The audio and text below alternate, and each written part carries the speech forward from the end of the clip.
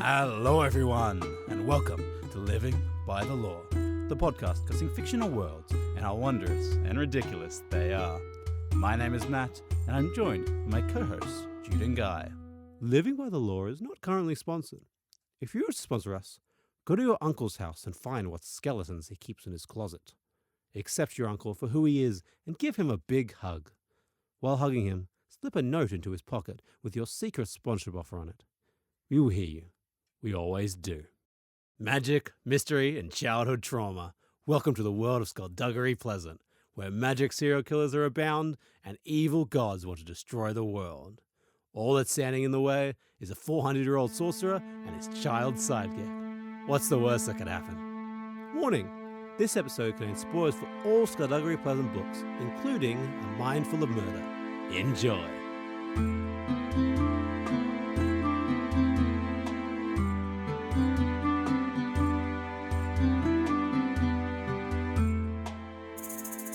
If there's one thing that I love and hate, middling relationship with in retail, it's the experience of boomers and old people that come through.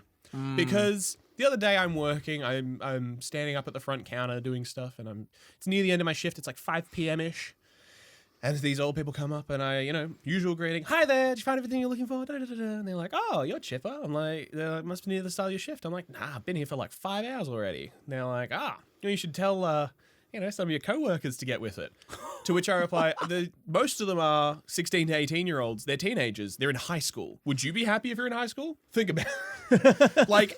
I don't know. People don't consider the teenagers that are at the shop are so grouchy. They don't want to talk to you. It's like, yeah, because they've just been at school all week, probably worked multiple nights, have homework all weekend, plus social commitments of high school, which, holy shit, how did we keep up with that?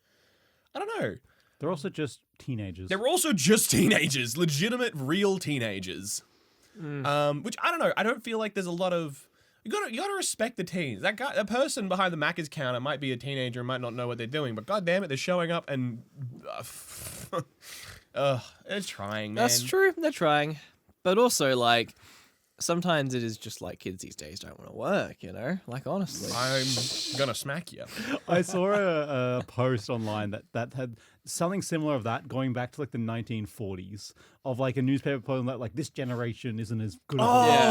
This generation's obsessed with the radio. Yeah, not putting enough effort. That's been going back for years. But even then, new media scary of just these kids these days are all on the radio. They're all watching the television. They're all on the computers, and it's the new thing is always. Honestly, though, that was a good warning. We shouldn't. Take real.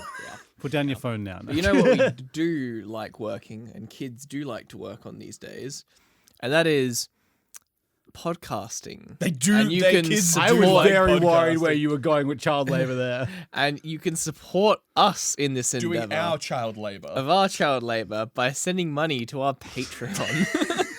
And you can ensure that the children we employ get paid. I want to ensure that we have no children under the employment. And also, we are not children. I want to be that very clear. I'm baby. You are a baby. I'm baby.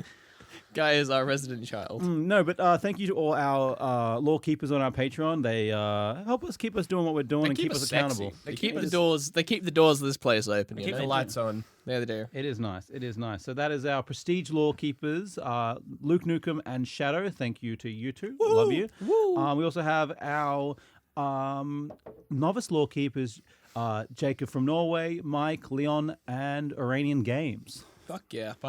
Thank you to all Games. It was new last episode, but is still new by this episode. Still new. Well, that happens. We are recording it an hour after we finish the last episode. Matt, don't date our episodes. What do you mean? We're in different clothes. What do you different mean? clothes. This is a new episode. You're right. We are wearing different clothes for Patrons. Yeah, Matt changed his underwear in front of the camera. That's a Patreon special. That is not a Patreon special. That's a Pornhub special. That's an OnlyFans special. I didn't even take That's the $10,000 tier special. I didn't even take off my pants, and the camera wasn't even rolling. How do you know? That's what you think. That's what you want to think. Are you? Which one of that? That I take off my pants and I didn't realize? No, you didn't take off your pants. They were on the whole time. Our cameras get everywhere. Yeah. Our cameras get everywhere. That's what you think. Okay. He never thought to check the bathroom. Talking about jobs, I just found out on Discord. You join our Discord today. It's in the description. You can talk to us and have discussions. Jacob, I don't know if you knew this, is a fucking blacksmith. Let's fucking blacksmith. go. Yeah. Our Jacob from Norway, our Loki, is a blacksmith. Like, That's what? insane. Wasn't one of our first iTunes reviewers also a toolsmith out of Ireland or something Yeah, like that? yeah. He was a toolsmith in Ireland. That I'm was pretty so sure. fun. What have we got with Drew? I feel like if you just work in the tools today, you just want to listen to podcasts. Yeah, that's true. Hands and eyes busy, ears not. That's Yeah. what that's our target. He was commenting on the fact that we talked about like Valerian blood when we were talking about the Valeria Valerian episode steel, yeah. about blood going to Valerian steel. How they were talking about how the bone going into weapons, you know, that how we were talking about that, how it actually made like an early form of steel, and that's why they were stronger because they didn't but realize they were that's making steel. The Scandinavian countries, that's how they like Viking steel. It was from that. That's why it was- Did I say it in the episode? Or did I think not? you said something about it, but you didn't like. Yeah, I I got didn't go on, confirmed like, by the a full- real blacksmith. real blacksmith. I didn't go on the from I didn't go on Scandinavia. the full history rant, but yeah, because it was I think it came from like the belief of to do with like melting in your ancestors' bones and blood and stuff as more of like a spiritual side of it. Just by happenstance, they were like 1,000 years, about 400 years ahead of blacksmithing, which It's is really insane. interesting. Yeah, I do enjoy that idea of just like performing ritual to get to a thing. Like I can Yeah. imagine like fire and food was probably like purification ritual, not just like we're cooking it. Yeah, So you're telling me Jacob from Norway is a blacksmith? We have a Viking blacksmith, Legendary. Look at a that. Danish. Legendary. No, Whoa, Norway. Whoa, Sorry. that's a big insult. that is a Don't big say insult. that. I'm so sorry. Norwegian. He's Norwegian. He's not Danish. I'm so That's sorry. a big insult. That He is lost him. very- He's lost. He's He's gone. Gone. He's gone. Jacob, I'm so sorry. Sayonara, King. But if Yeah. you don't want to be gone, you want to keep up to date. You can keep it up to date on our Instagram and TikTok. That's where we post the most stuff. We also have YouTube and Facebook and stuff like that. But yeah, keep up to date on everything. Yeah. Lots you know, of fun things. You know what series? Just like how we've been around for a while and keeping around. You know what series is still going and up to date right now?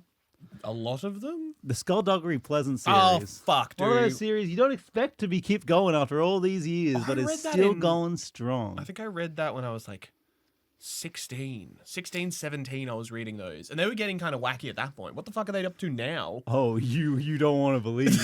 You ready? Before we even get to it, we will not be talking about the wackiest parts because I will probably do a timeline episode because it's so crazy. I just didn't have the material to do one now. That's fair. Understandable. We'll go into it. But Skulduggery Pleasant series is a series by Derek Landy. It's a captivating blend of fantasy, mystery, and adventure set in the modern day world where magic is real but hidden from the ordinary humans. Much like This Harry sounds Potter. familiar. Much like Harry Potter, but instead of like And a Percy school, it's Jackson. more like a government set up. So the books revolve around the adventures of the fledgling detective Valkyrie Kane and her mentor Skulduggery Pleasant, a 400-year-old living skeleton, along with their friends and allies. Yeah, how much have you seen of this, Jude? I have not read a single thing. My only exposure... This is probably actually one of the franchises that I've been exposed to the most and know nothing about. Yeah. I think from even back in the days of primary school, seeing Matt, possibly you as well, probably Brady as well, other people from primary school that would just always have a Skulduggery book handy. Yeah. And then I would see you guys holding them in high school. So they've been around so much. I just never... There was never a point in my life where I dived into them, I guess. No, I totally get that. I Yeah. mean, Lord of the Rings for me, Yeah, absolutely. yeah. It's very interesting as well as we'll get into it. So how many books there are, but they really are one of the series that has evolved with their audience and aged with their audience. Like there's all the books are still in the children's section. Those later books, they should not be being read by children. There is some you could ledger over it, but there are some parts of that that's real deep and real like, oh my god, what the fuck? Like Yeah, right. graphic or... There are some graphic things, but it's more like mental stuff. Okay, gotcha. I'll read the next few lines. So the story, the central story concerns Skulduggery and Valkyrie struggle to stop evil forces threatening the world. This comes with dealing with supervillains, corrupt system, betrayal of friends, and fighting the darkness within. Later in the series, steps into deep topics like what fighting evil and confronting darkness and the exposure to violence at an early age does to someone. This covers PTSD, trauma, and how people learn to grow with it instead of something that doesn't always or fully heal, but becoming okay with that. Oh, and there's a living skeleton that cracks jokes all the time. He's Skulduggery. That is Skulduggery, yeah. Yeah. Skulduggery's chill as fuck. So yeah, it really gets into like the PTSD because Valkyrie in the book starts in the first book. She's 12, and she basically deals with all this shit and getting beat up all the time and beating up people and people dying around her from that. Yeah, I see. from a young age. From a Child very young soldier, age. baby. Yeah. So yeah, the Skulduggery Pleasant book started in 2007 with Skulduggery Pleasant. That was the book was called, the first one, classic. And now has 16 main aligned books broken up into 3 series, which are broken up by time jumps, in world and out of world. The first series has 9 books, the second series has 6 books, and the current series has 1 at the time of recording this episode. So basically, like the first 9 books was from she was age 12 to 19. Yep. And then there was a 5-year gap in both Outworld and In the World. And then there was a few books there. And then there's a jump, I think a 6-year jump. She's 31 now. Damn. Wow. Yeah. Okay, I am so far out then. Yeah. It's rough. But they're She's also in her 30s, dude. she's 31. Yeah. Yeah, So wow. there are also 8. Maybe there's a lot of small books, like 8 side books in the series, which can go from short stories to prequels to lore books. Those are the ones I really haven't read, and those are the ones that I will need to read to give you the timeline episode properly. Because there's a couple of those ones I looked on a couple of notes of those, and I'm like, that is not in any of the books, other than maybe one line, and I need to have a look at them before Fair. That makes sense. There is has also been talk about a film adaptation discussed, but nothing has ever gotten past the script, with the author calling the first script he ever read by Warner Brothers as the worst thing he had ever read. Nice. Dub. Also, I imagine like it's such a technical undertaking because you have a walking, talking skeleton who does magic in every single scene. To be fair, he has like facades that he wears. Oh, absolutely. And you can mocap. Like, there's ways around it, but it's not an easy film by anyone's estimation. No, It's not like a drama where you can kind of just get a couple people in a few locations and kind of just go for it. Oh yeah, definitely. So yeah, it's very it's been going on a long while. There's a lot of those lore books that are their side, but yeah, that's basically Skulduggery Pleasant, and it's time to jump into the world. Excellent. Like you say, that's Skulduggery Pleasant, and that's it. Thank you for the episode. So, the world of Skulduggery Pleasant, as I kind of described before, is much like ours, with the notable exception of a secret existence of magic and the magical community kept separate from mortals. Most countries or areas in the world have a sort of governance that's called a sanctuary. These organizations that exist are to keep magical law and the secrecy of the magic world. Depending on the time in the books, they are usually led by a council with a grand mage at the top. Question, sir. Yes. So, because Skulduggery kind of falls into, in my head, Yes. and I have no idea, I've never read it, understanding, it falls into the same kind of area as, like, you know, Percy Jackson books, Harry Potter books, Spiderwick Chronicles books, where it's like, it's just our world, but there's secret magic that nobody knew about.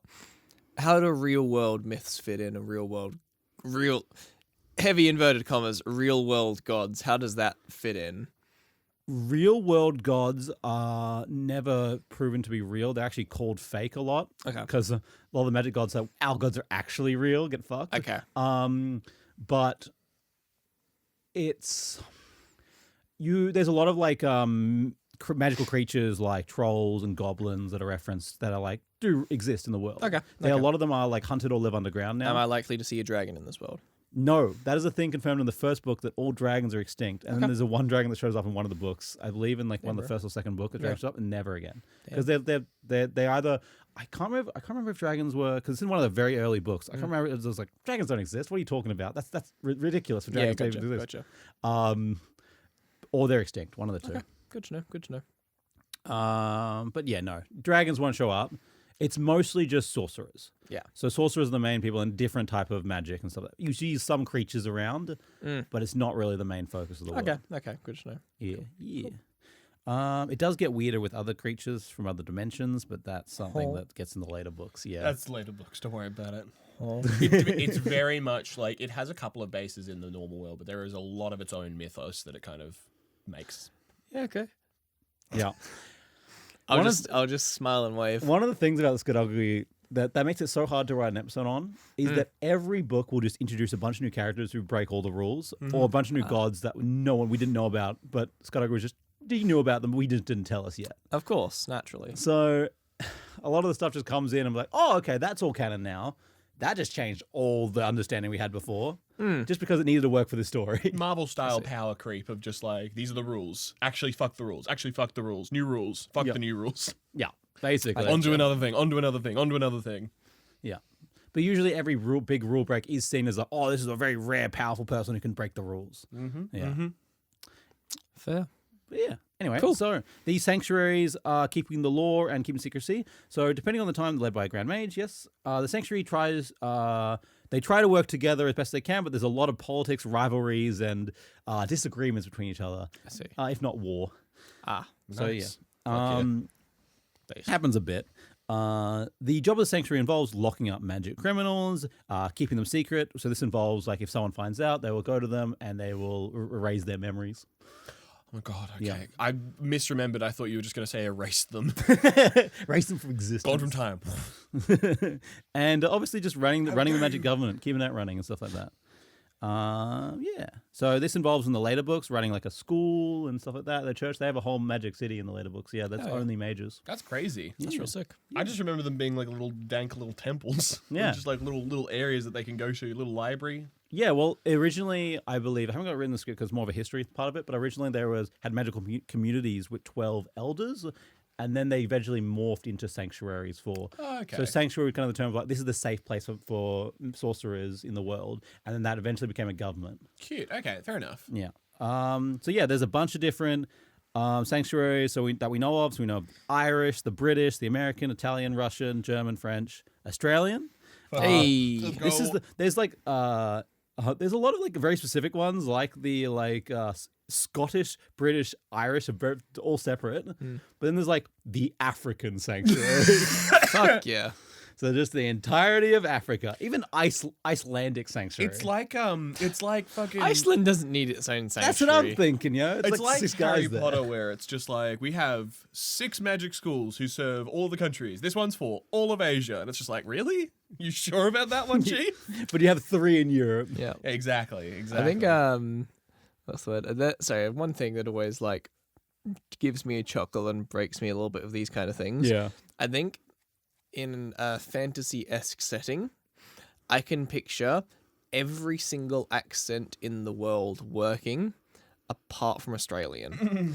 There's just something about an Australian accent that as soon as he's being even remotely sorcerer or fantasy-esque, I'm not immersed. Do you know what I mean? I mean, it depends on the Australian, because a lot It of people does. default to the like very broad Queenslander accent, which, again, people outside of Australia want to emphasize for you. Australians do have different accents based on the regions. There's not an Australian accent. They're similar, but there are differences in the regions. Don't scoff. Don't laugh. G'day, mate. You know the fireball incident over in the other quarter was really bad, eh? You gotta stop using fire spells around here. The ice, only ice from now on. Okay? No, mate. I reckon that fireball's a bit of a fuck up. I reckon I didn't mean to make that one. Apologies for that one. Can I buy a slab to say sorry? Yeah, it's all right. Don't bring a fireball to a gunfight, mate. Nah, don't bring a fireball to a kangaroo fight, are you? Yeah, So one thing, the sanctuaries are normally like a normal magic government, like they do all their stuff and work. But the one interesting thing about all the sanctuaries, and say solid thing between all of them, is they have a secret police force. Hey, the Gestapo. Secret police, let's go. Which has been around since the fucking first. speed run, 30-minute speed run to secret police. It's kind of secret. It's very clear, but I'll get into it. I'll show you. You'll show Show us.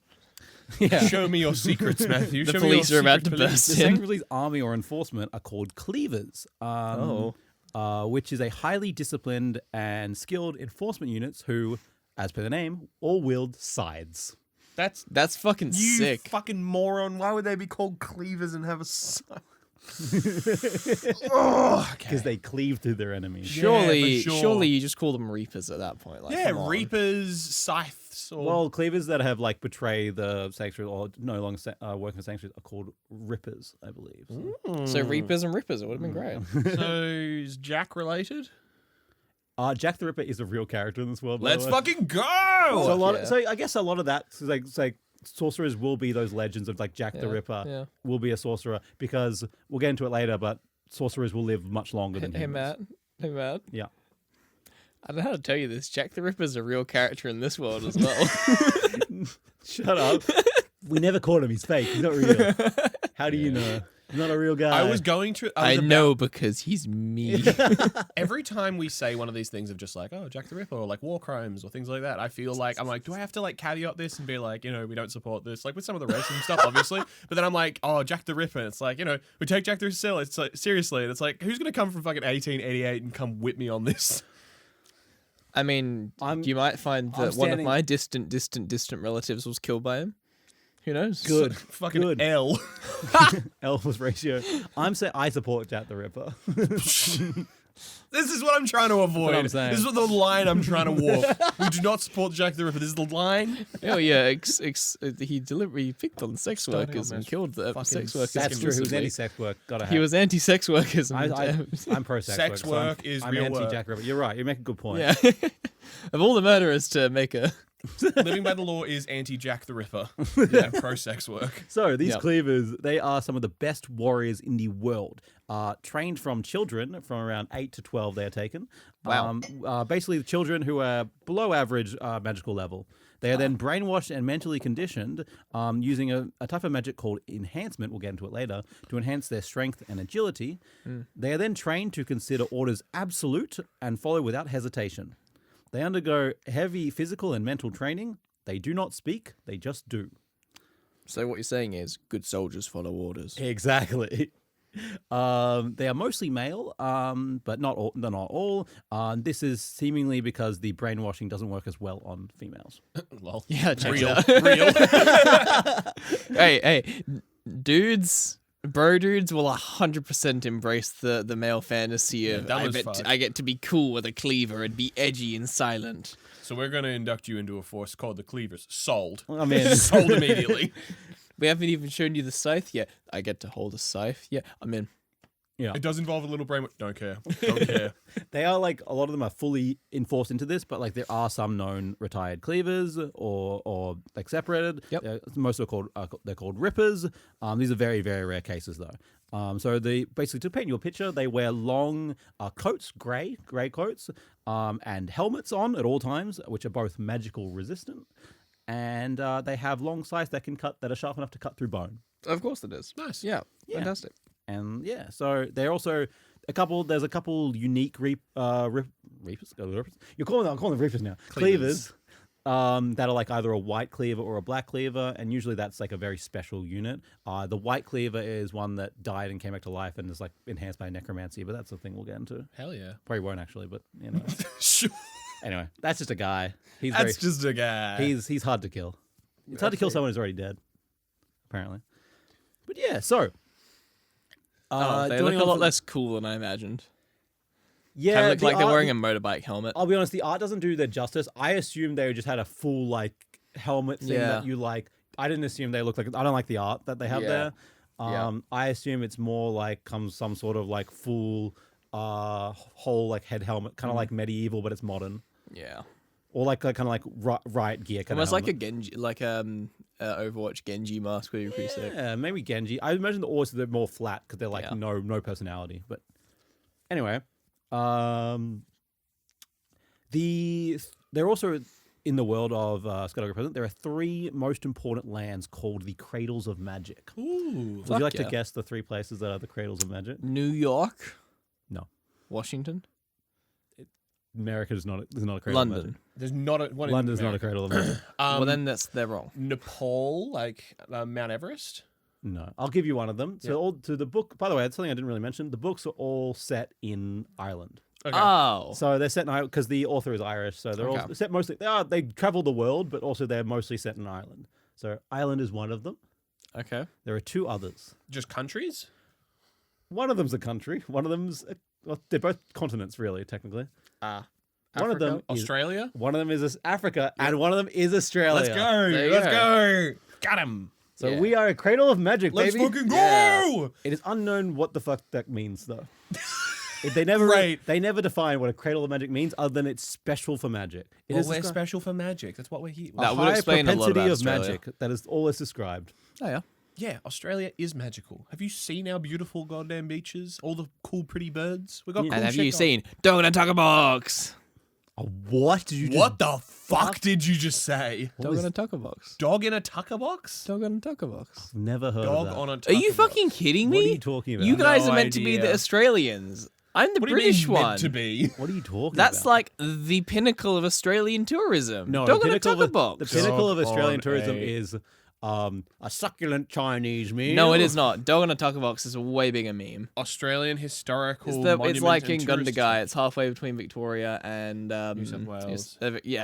Melbourne and Sydney. I've Halfway never between. heard of this fucking dog. Really? Never heard of it. People literally travel to see this shit. It's like in the middle of nowhere, a random petrol station lunch stop on the drive from Melbourne to Sydney, and there's just this dog. Hey, on guy, a tucker box. you know what's a lot more impressive than dog and tucker box? What is? The big banana. Big banana. The big pineapple. banana. It's of the same kind of like Big grouping. pineapple, Luna Park. No, it's not. Sydney That's Opera a, that's House, a small Bondi little dog. Beach. Mine's a big banana. You guys are you're so wrong for not knowing the dog. on Tucker Uluru. Box. I'm sorry, but you are. There's plenty of better options, unfortunately. I know, I agree, but the dog on Tucker Box is like a big meme. Like I've seen so many memes on Instagram about it. Have you not seen any? It's okay. You're on Dog on a Tucker Box It's okay, Instagram. man. It's okay. It's You fine. can- No. Hey, dude, you can be wrong. You've been gaslit by the internet. It's okay. No, it's fine. He's just, you know how people get onto like book TikTok? Yeah, Book he's- talk? yeah. He's on Dog on a Tucker Box talk. Yeah, he's okay. It's okay, dude. You can talk about this irrelevant dog in a tucker box. So fucking You're forcing me to defend a thing that I don't even like.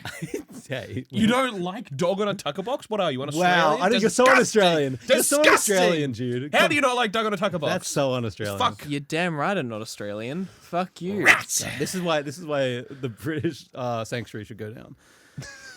What?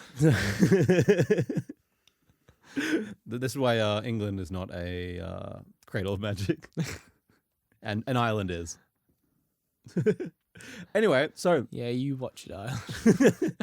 continuing to the world of Skulduggery Pleasant, there are many religions in the world of Skulduggery Pleasant, but the most impactful by far of the magical ones are the Church of the Faceless Ones. Oh. So we'll talk about the Faceless Ones later, but they are a very impactful organization and have been around for hundreds of years and are still prominent in the modern day. Interesting. There are also other groups like necromancers who usually run their own faction. They have their own temples all over the planet. They usually function separately. The sanctuary is still under them, but separate, and mostly stay neutral and shit. Wait, necromancy is separate? No, it's still magic. It's just they're not under the sanctuary. They're not like part Okay, of the so organization. necromancy is treated as a separate discipline? It's like a religion of necromancers. Oh, there they're you like go. they're like an organization, like like the Boy Scouts, like an organization. You know. Great comparison. Yeah, absolutely. What did you do today, Timmy, at the Boy Scouts? It's not At the necromancers. I resurrected my rabbit. That's great, Timmy. It's not strictly religious, but it's like definitely like an organization. It's a boys' club. I get it. Yeah. It's a little club. Yeah, it's like the YMCA, but it's necromancy. And MCA. More like the Freemasons also. Y- a little. YNCA, the Young No, Necromancers. that's the Children of the Spiders, but don't worry about it. What? Don't worry about Don't it. worry about Children of the Spiders. Don't worry about them. Are the Freemasons in Skulduggery? There's a lot of like I don't like underground- that you just laugh and then rush off the question. There's a lot of underground organizations that work towards the goals. I see.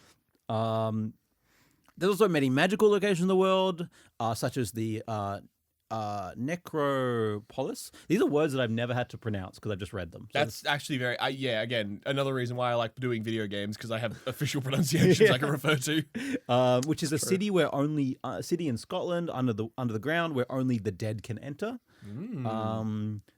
You can technically enter it in a necromancer suit that protects you from the dead energy, but yeah, if you go in there, you die. Excellent. It's a bubble of death, basically. Fantastic. There are also the Cold Heart Prison, which is a secret floating prison that travels around the world, keeping the most important prisoners in there. There is the Raw Heaven City, which is the city of sorcerers that I talked about earlier. It's one of the only places where only sorcerers live. And yeah, that is the world. So now we'll get into the real part we're here for, magic. Yeah. So a quick outline of the magic. The constant use of magic is said to rejuvenate the body and extends the sorcerer's life. This is the I actually removed a paragraph. Whoops. Basically, I'll just off the top of my head. Basically, magic is like you see in other worlds. It is a source of energy that it is really unknown. There's a lot of theories of where it comes from itself. Either it's an energy that exists in the universe that's been around since the Big Bang, but humans and kind of beings use their life energy to basically use that force of the universe. Okay. So it exists in not everyone, but it exists in a lot of people. It's kind of like it is passed down bloodlines as well. So maybe it's part of that kind of DNA there, but it's not very clear. And we'll get into a couple of theories of where magic comes from. Okay, cool. But so the constant use of magic is said to rejuvenate the body and extend a sorcerer's lifetime, with many characters in the series being over 500 years old. Nice. The rate of age slowdown is not accurately known, but Tanith is in her 80s and appears to be in her 20s. Nice. So the effect is quite noticeable. How long a sorcerer needs to use magic before the slowdown starts is not actively known. It is also stated by the author that sorcerers can live well over 1,000, but it is very rare. So the more you use magic, the better you are, the more rejuvenated. Also, it all kind of generally makes you, the more you the better you are at magic, the stronger you are, the faster you are, the more like superhuman. Ooh, okay, interesting. Yeah. So it's actively a modifying Yourself. a mutating thing. Yeah, because you see some of the most strong sorcerers like throw each other through walls. Because it's one of those things of like, if Harry Potter didn't have his wand, I could beat him up. Yeah. Like hand to hand. Yeah. Whereas one of the sorcerers in this universe, they lose. Do they have wands? Some of them. Okay, Actually, they're in an anti-magic field. I can't beat them up. They're still gonna fuck me up. Wands is actually a very particular thing because they do not have wands, and that's a thing. Because in the latest book, actually, one guy has a wand and was like, "What the fuck are you doing with the wand?" But channeling your magic through an object is used by one discipline, so we'll talk about that later. But Here's a mostly, it's just But here's a really important question, Yes. though. Do you actually think you could take Daniel Craig in a fight? Yes. see Daniel Craig. That's Daniel Bond. Radcliffe. I I meant. could I could Dan- not Daniel. I could not couldn't take take Daniel Daniel Craig. Craig. I Sorry. could take Daniel Craig. Are you joking? He's fucking old. Have you seen how Come here. Have you seen how ripped Daniel Radcliffe is? Daniel Yes. Radcliffe is actually kind of ripped. But the and thing it is with Daniel, prime. but no, my only defense there is there's a reason that fighters are separated by weight class, and I guarantee you I weigh more than he does. He is very short, actually. It's true. It's true. I'm like 110, 115 kilos. I can fucking just throw myself at him.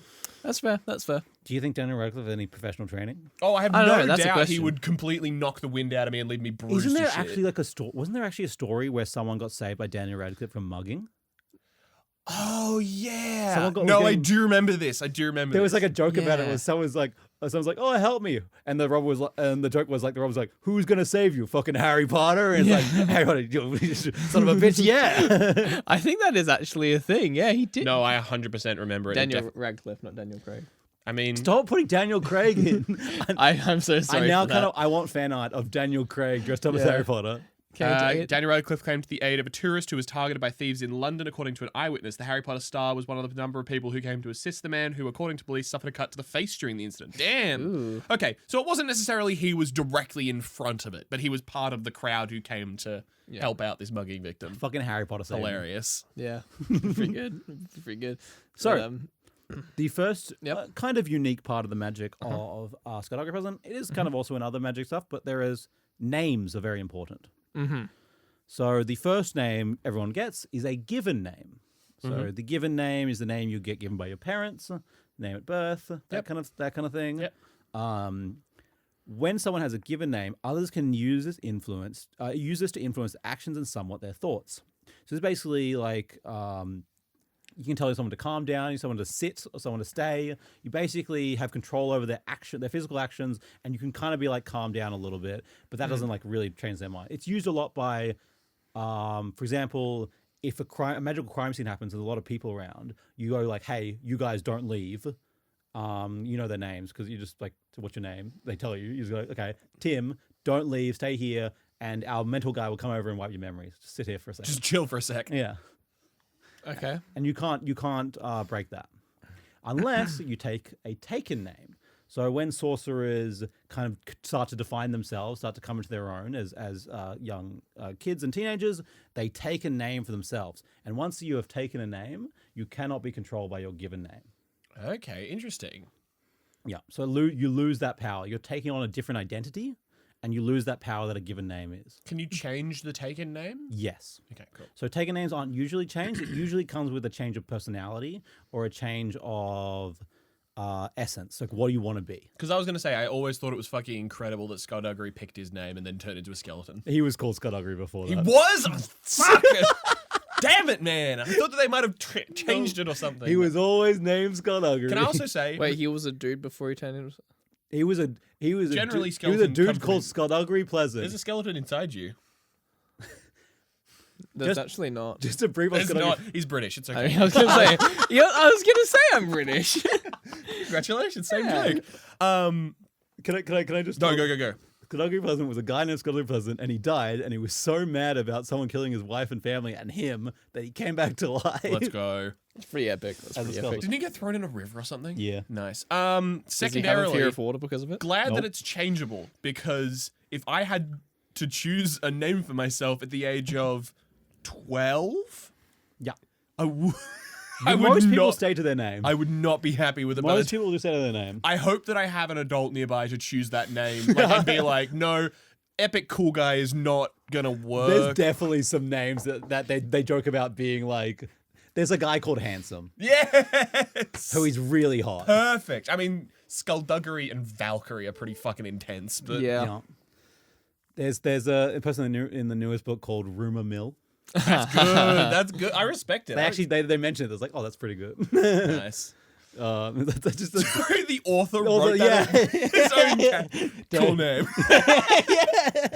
He's like patting himself on the back. With that one. Incredible stuff. No, I love it. I love some But yeah, self-confidence. I mean, there's literally a kid who changes their name because they want to be closer to their crush. nice. They're like, I want to be what she likes, so they change their name to something more edgy because she likes bad boys. Hell yeah. Hell yes. It's a pretty bad boy.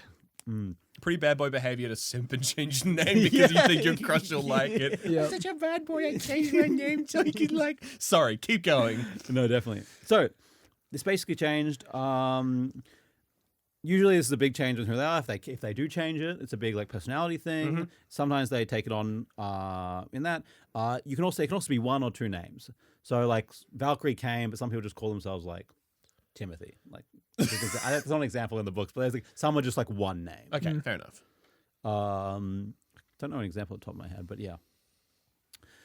Then there is the third one, which is the true name. So this is the most important one of all of them. So a true name is said to be the source. Is said to be one of the possible answers of the source of the power.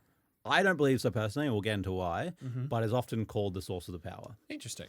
True names are very dangerous to know.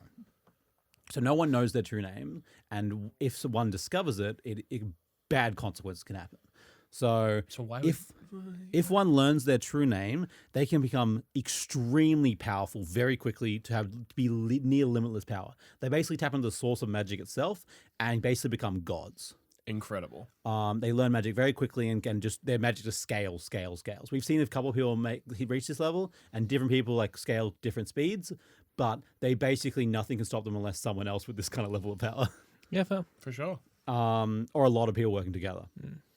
So the other thing, if someone else learns your true name, this is very important. If someone else learns your true name, they'll have total control over you, just like the given name, but you can't stop this.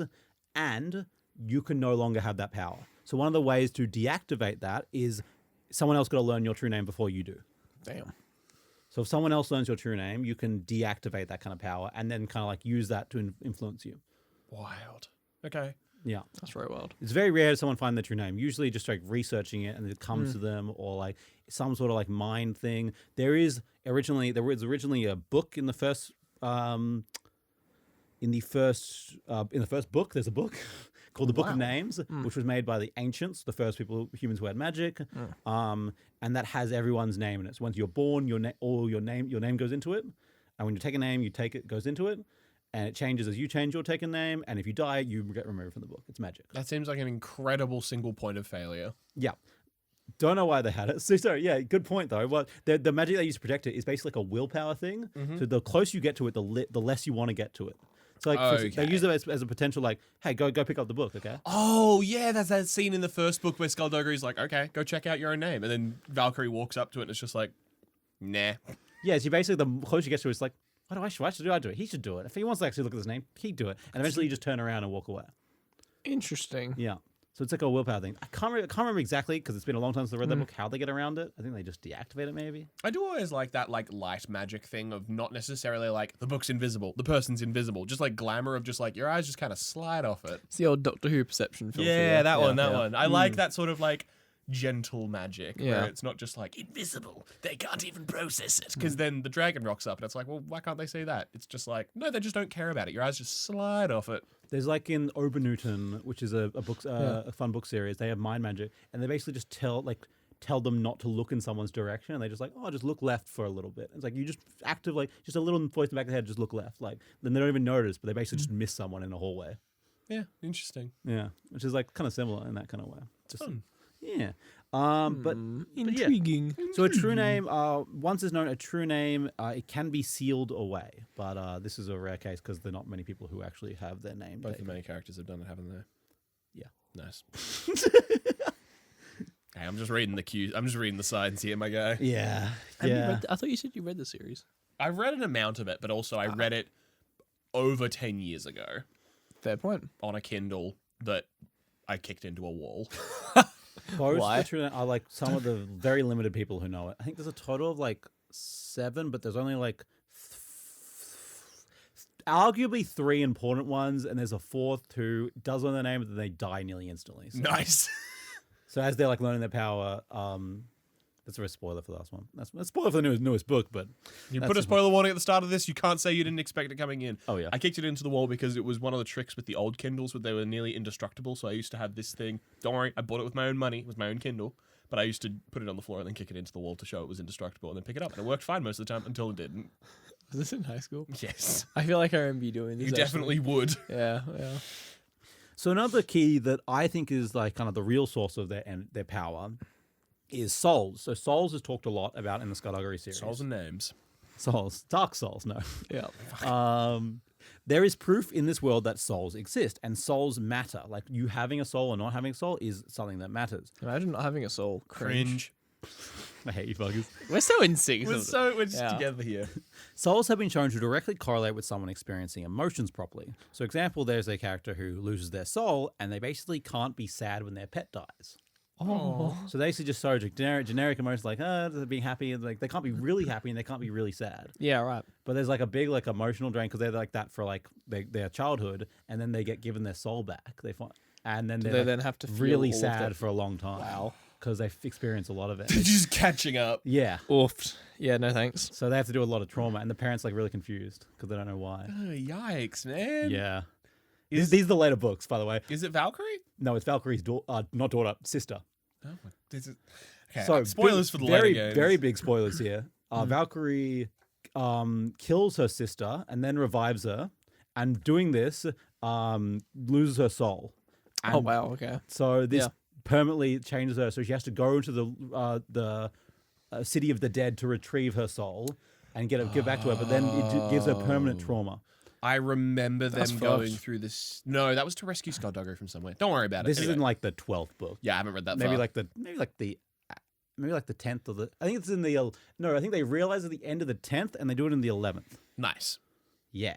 Yeah. So many fucking books, dude. Oh yeah. So sorry, minus all of the extra lore books that you haven't read all of. Yes. How many actual books are there? 16 main series. Wow. Okay. Yeah. Since 2007, and one was released this year. Let's fucking go. Yeah. Hey, when you pretty hit a good thing, just keep I mining. don't know if it was this year. It might have been. good. I feel like it was late last year. Yeah. Anyway. Because you were, I could be wrong. I think that you were. I feel like I remember you planning to do a Skulduggery episode last year, and then a new book came out, and you were like, "Oh, I might give it a bit so I can read the new book first." Yeah, maybe. I don't know. I read it anyway. Yes. But so souls exist. They do.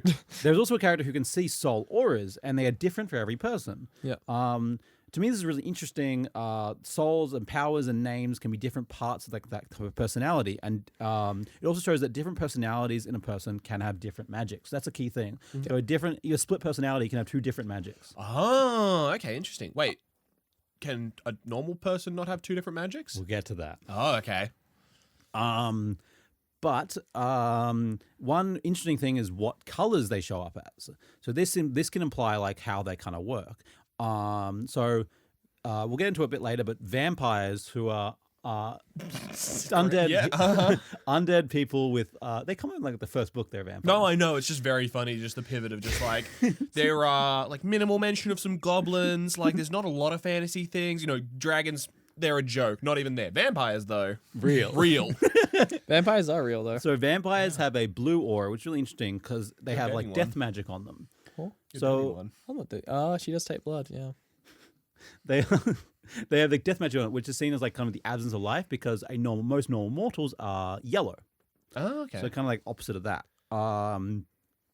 Most sorcerers are orange, which is really interesting. And the theory behind that is that that's a mixture between being mortal and being magic. So one of the characters, Skulduggery, who is the living skeleton, he is red.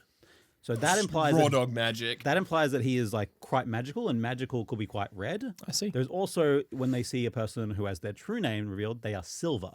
So that's might be more pure and going to that white kind of spectrum because you talk about a light spectrum. Skulduggery is red, but that might be on the end of the spectrum, like losing life. I don't know about that. But then also on the opposite side of the spectrum, the vampires who are dead are blue. So Yeah. Okay. there's also a sorcerer who is purple magic. It is implied because he has a very special power, but when his power is revealed, it's not that special. It's fucking Samuel L. Jackson again, except Skulduggery mode. Yeah. He's special. There's a character that in every book, he's the guy who knows things. And no one knows his actual magic thing. And this is the guy who you want to know something, you go to him. There's always got to be someone that just knows things. And He's the law keeper. And then it's revealed, and everyone thinks, oh, he's like the author stand-in, right? He's author stand-in. That's how he knows. He's like a fourth wall breaker, and no one doesn't tell anyone to break their minds. That was my best theory. But then he knows he's in a book. But then it's revealed in one of the later books, he's just embarrassed by it because he picks at a very early age. He can see through walls. He's got X-ray vision, and he picked it so he could see through people's clothes. Yikes. Again, he picked when he was a teenager. Yeah, that checks out. The idea of so many of these books where it's like you make these decisions as a teenager. No. Yeah. Dude, teenage me would have made the worst fucking picks. Oh, yeah. He would have overthought the hell out of it, actually his whole reason why, and then picked the worst fucking option. There is also people with corrupted souls that has been seen to be like black.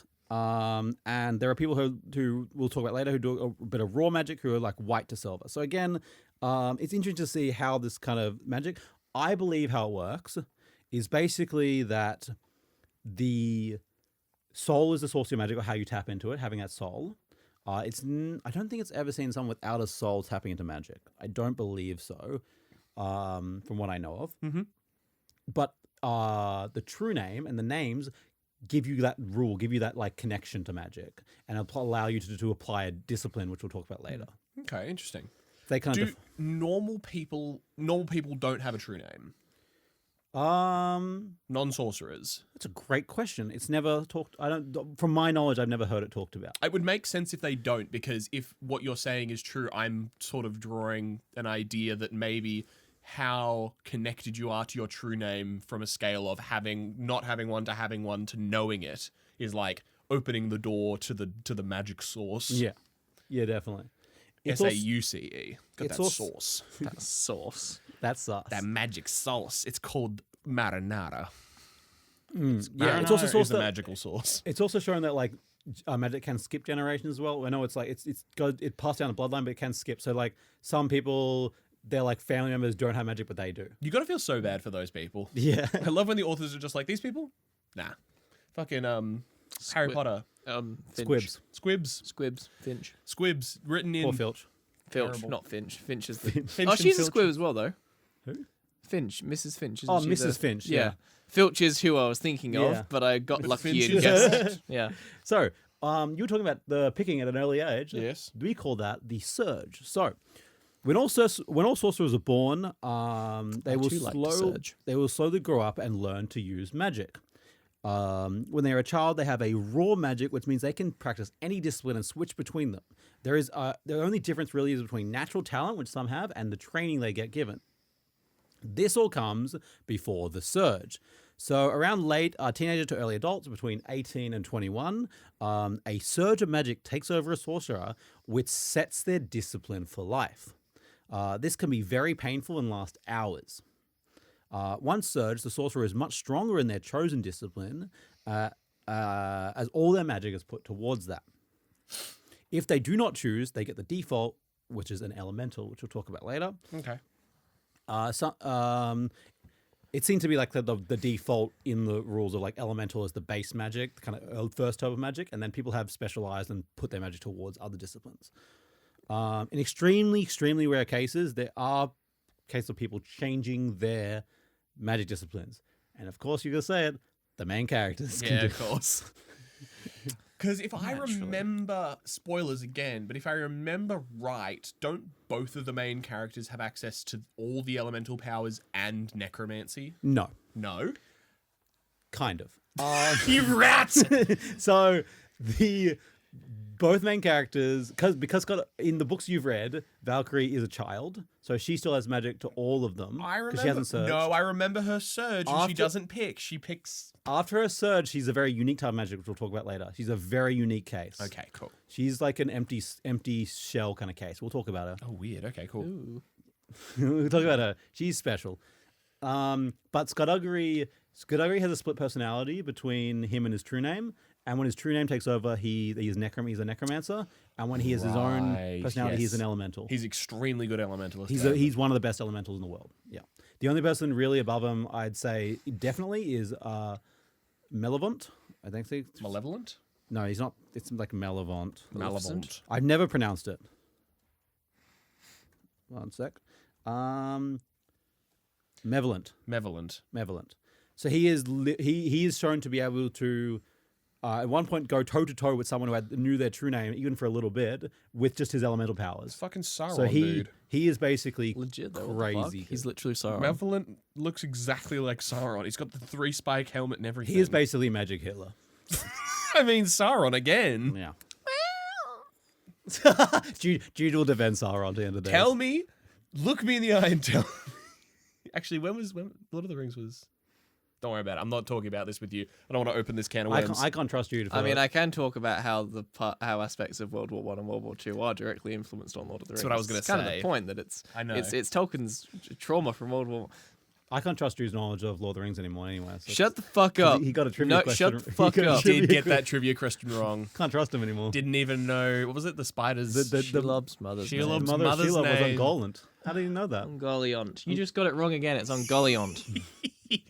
I made one mistake. They would have given Several it to me. beers I would have deep. written it. They wouldn't have given it to me. No, they wouldn't. Who'd you say again? I'm not. Don't want to admit on air. I'm not putting it on record. Okay. Well, that is basically. So yeah, they have a training. Blah blah. That once they have surged, there's extremely rare cases where they can choose multiple disciplines, but usually it's set as one. So basically, as I said before, so their souls are their. I believe their souls are their connection to magic. Their names is what makes them unlock it, and their true name basically gives them no limit on their power. So once they have their true name, they can do anything with magic. Nice. Pretty much to a limit of like we haven't seen a limit yet. Okay. But also knowing your true name kind of kills you unless you special. No, knowing your true name makes you immeasurably powerful. It doesn't kill you. Okay. So what happened to the people who like learned their true name and then immediately died? Someone snapped their neck. That doesn't make any fucking sense, but sure. Yeah.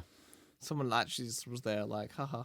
Well, they're like, no, this is going to be bad because if they become a god, they're going to be corrupted and probably destroy the world. So I'm going to snap their neck. Yeah. So someone was just watching them read the book and went, No, it wasn't the book. This was much later. This was a machine someone made to give you your true name. okay, cool. A machine. Yeah. Don't worry about it. This is book 16 in. God damn it. Anyway, it's their own father. Spoilers. That's big spoilers, actually. God damn, dude. Wow. The whole mystery of the book is who killed this person. It's the father. Great. Now I can't read that book. Shucks. Damn. Anyway, disciplines of magic. So let's get into the interesting part. What are the disciplines of magic? Oh, please. So, as it's described in the book, basically different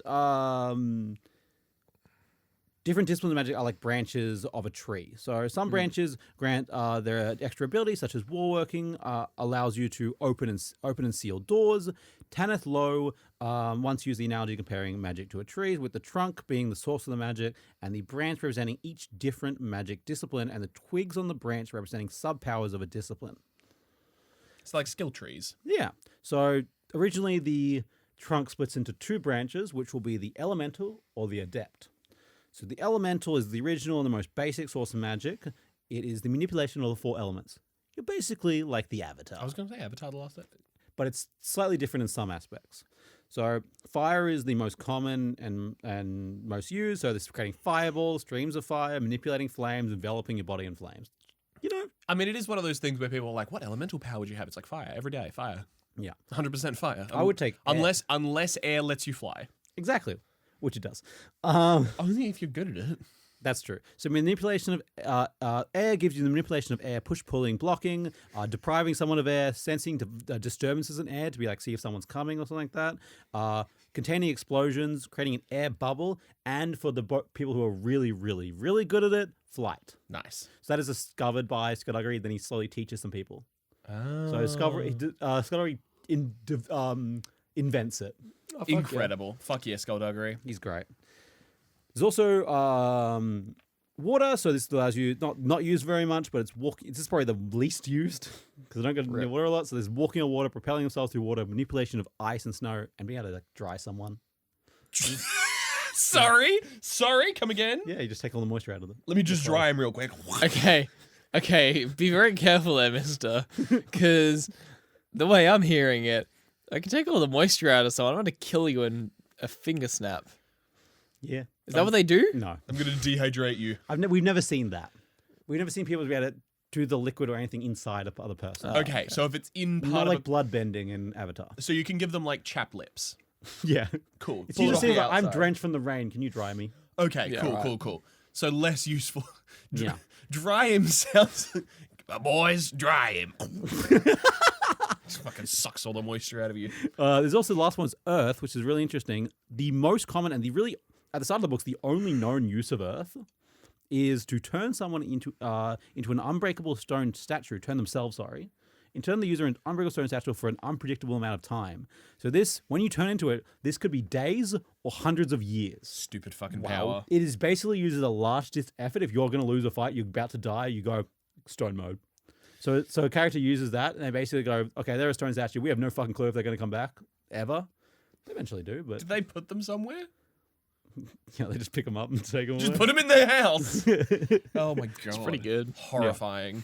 Another use of it... It's like in D&D when the low-level adventurer gets petrified and the players are like, well, we have no way of turning him back. I guess we're going to hold on. Just put him in the corner. Put him in the house till we get high enough level. This is so weird, though. I think we should hire a guy to like replace him, just like the period that he's frozen for. Yeah. Hiling. We need to fire him when he gets back. Yeah, exactly. Sorry, man. It's awkward, man. You have to go. Yeah, it was a temporary contract, we did say.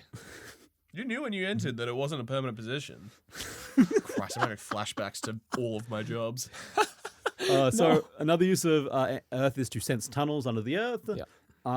And the most recent one, kind of discovered from Skulduggery looking at an adept using kind of a type of tunneling.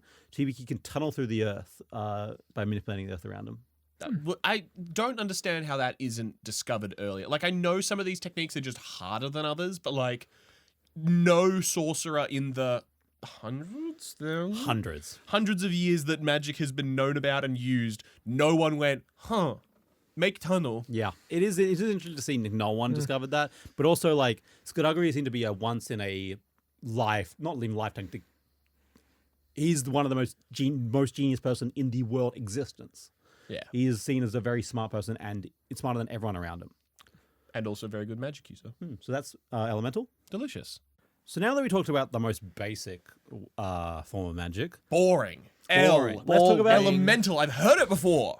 Let's talk about adept, which is, I'm not even joking, every other form of magic. Wow. So they basically called it elemental or everything else. Yeah, fair.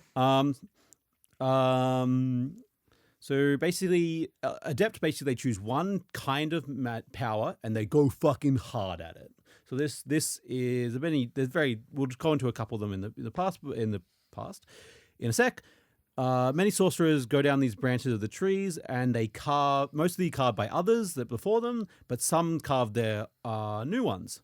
Basically going, hey, no one's ever done this before, let's try this. Mm-hmm. A lot of the time that comes with downsides because no one's tried it. That's why they're not around anymore. That's why no one does that. Me trying to fucking multi-class in D&D.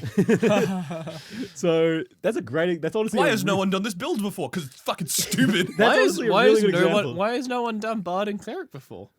That's honestly a really good example of how it can be like really shit. Like, it sounds so flavorful, but also just doesn't fucking work as a character. Yeah, 100%. So, an example of this is a guy who went hard into fire. He really loved fire, went really hard down it. And he made really himself invulnerable to flame. Basically, engulfed himself in flames and was powered by. If you throw a fireball at him, he's just gonna get more powerful. Yeah, right. But if he goes in water, he dies. Wow. Some One Piece bullshit. Yeah. So So there are some downsides to the unique ones that people have. Here are some of the most prevalent powers. So some of the most common and most important ones in the series. Definitely not all of them. Nearly every person has like comes in the next book will have a unique sort of magic that's an adept. Perfect. But energy throwing. Which is? Being able to like throw like flames or lightning or like some sort of cool. So beams, but usually like beams of like laser. But like various forms of energy which is like heat or laser. It seems to be just a very a refined use of fire elemental. Okay, cool. You go down fire and you're much better at it than anyone else. I'll fuck with that. So that's like, seems to be the most powerful. There is invisibility. Yo, cool. Which is not very common. The only well-known one is a serial killer.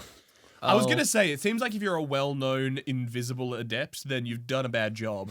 At your That's a really good point. I mean, it's their specialty is not being seen. Yeah. There is teleporting. There is enhancement, which basically... I don't need to explain teleporting, do I? What is it? What's teleporting? You can teleport. What's the limits? Can you teleport anywhere multiple you've people? seen before. You can teleport to anywhere you've seen before. Can you take people with you? Yes. Can you take Anyone you're items? touching. How much? It's never really seen. If you can, I think the bigger the object, the harder. The more people, the harder. But it's like if you're feeling it, and you're concentrating. I want to teleport this, then you can take it. We've got to know the limits, my guy. If you see a space, so if you see the inside of like a plane, and then a plane moves from there to there, you can teleport to that inside. Okay, of the plane. so it's not a relative teleportation; it's absolute. Absolute. Interesting. Very fun. What basically they encourage one of the teleporters who's teaching other teleporters. They encourage you to, when you're young, just go traveling. Go traveling. Find like certain spots that you know won't be changed and use them as your point. Do not try and remember a beach. Climate change will take it from you. Also, don't remember the center of town because new buildings could be made. So remember outskirts. So true. Okay, where the fuck would I go then? Like outskirts of towns and stuff like that. No, I'm just trying to think about like where would I go that I know wouldn't change. Like in our area. Like there's nowhere. I'd say public parks would be the best, but that's still dumb. The problem with some of the like Australian public parks, though, depending on how large they are, sometimes have controlled burns and they look completely different afterwards. Also, people would be in them, so you don't want to. Would also be in people. Them. Interesting. Anyway, hypothetical. Yeah. So that is the difficulties of teleportation. I think this is the one that's described as kind of like you imagine like the world rotation. You would kind of you separate yourself from the world as the world rotates. You let it rotate, then you put yourself back down. That's kind of how it's described in the book. It's kind of sick. Yeah. Most of the teleport is one of the unique ones that is mostly like, as well as sensitives, we'll talk about later. It's very much like it's a talent-based thing. You're either good at it or you're not. You can still do it and you can train to get better at it, but it's all the best teleporters were like, I can do this because I'm really good at it naturally. Cool. Yeah. So it's kind of like, it's a dying art because there's a part where they just... Because all of the teachers are smug assholes. No, because someone goes around and kill a bunch of teleporters. Oh, okay. Is it the invisible guy? No, I think someone else. Oh, right. Yeah, fair. Yeah. Enhancement. So enhancement enhances one particular part of your body, usually agility. Guy, no, both looked at each other. I knew exactly what you thought. Cock and balls. Usually it's agility or strength. But you can do anything really. One of the person's whole power is he's the strongest, toughest guy in the world. And he is seen as really scary, even among the fucking sorcerers. And he goes in the book he appears in, he goes toe to toe with a thing that's like half god. I mean, if you cover yourself in anti-magic gear and become super strong, I think last episode Tekken Heihachi proved that you can just suplex your problems. Yeah, he would fit right in, honestly. He would. What a lad. This guy's called Mr. Bliss, I believe. Oh, fuck yeah. Oh my god. There's some good names. By the way, so one thing Skulduggery Pleasant has in plenty is good names. Yeah, God damn. it's good. I do like there's some real good Mr. names and some real bad Mr. names. There's like Mr. Bliss is up there, Mr. Worldwide, Pitbull, I respect. He used to have the Taken name Mr. 305. Now he's changed his Taken name to Mr. Worldwide. Nice. Yeah. Nice. Yeah. But then there's Mr. Wonderful or whatever his name is on Shark Tank. He's a piece of shit. Oh yeah. Anyway. Oh, yeah, Mr. Wonderful. What a cunt. There's also shunters who are basically teleporters, but they're dimension hoppers. Oh, that's cool. They can shunt to another dimension.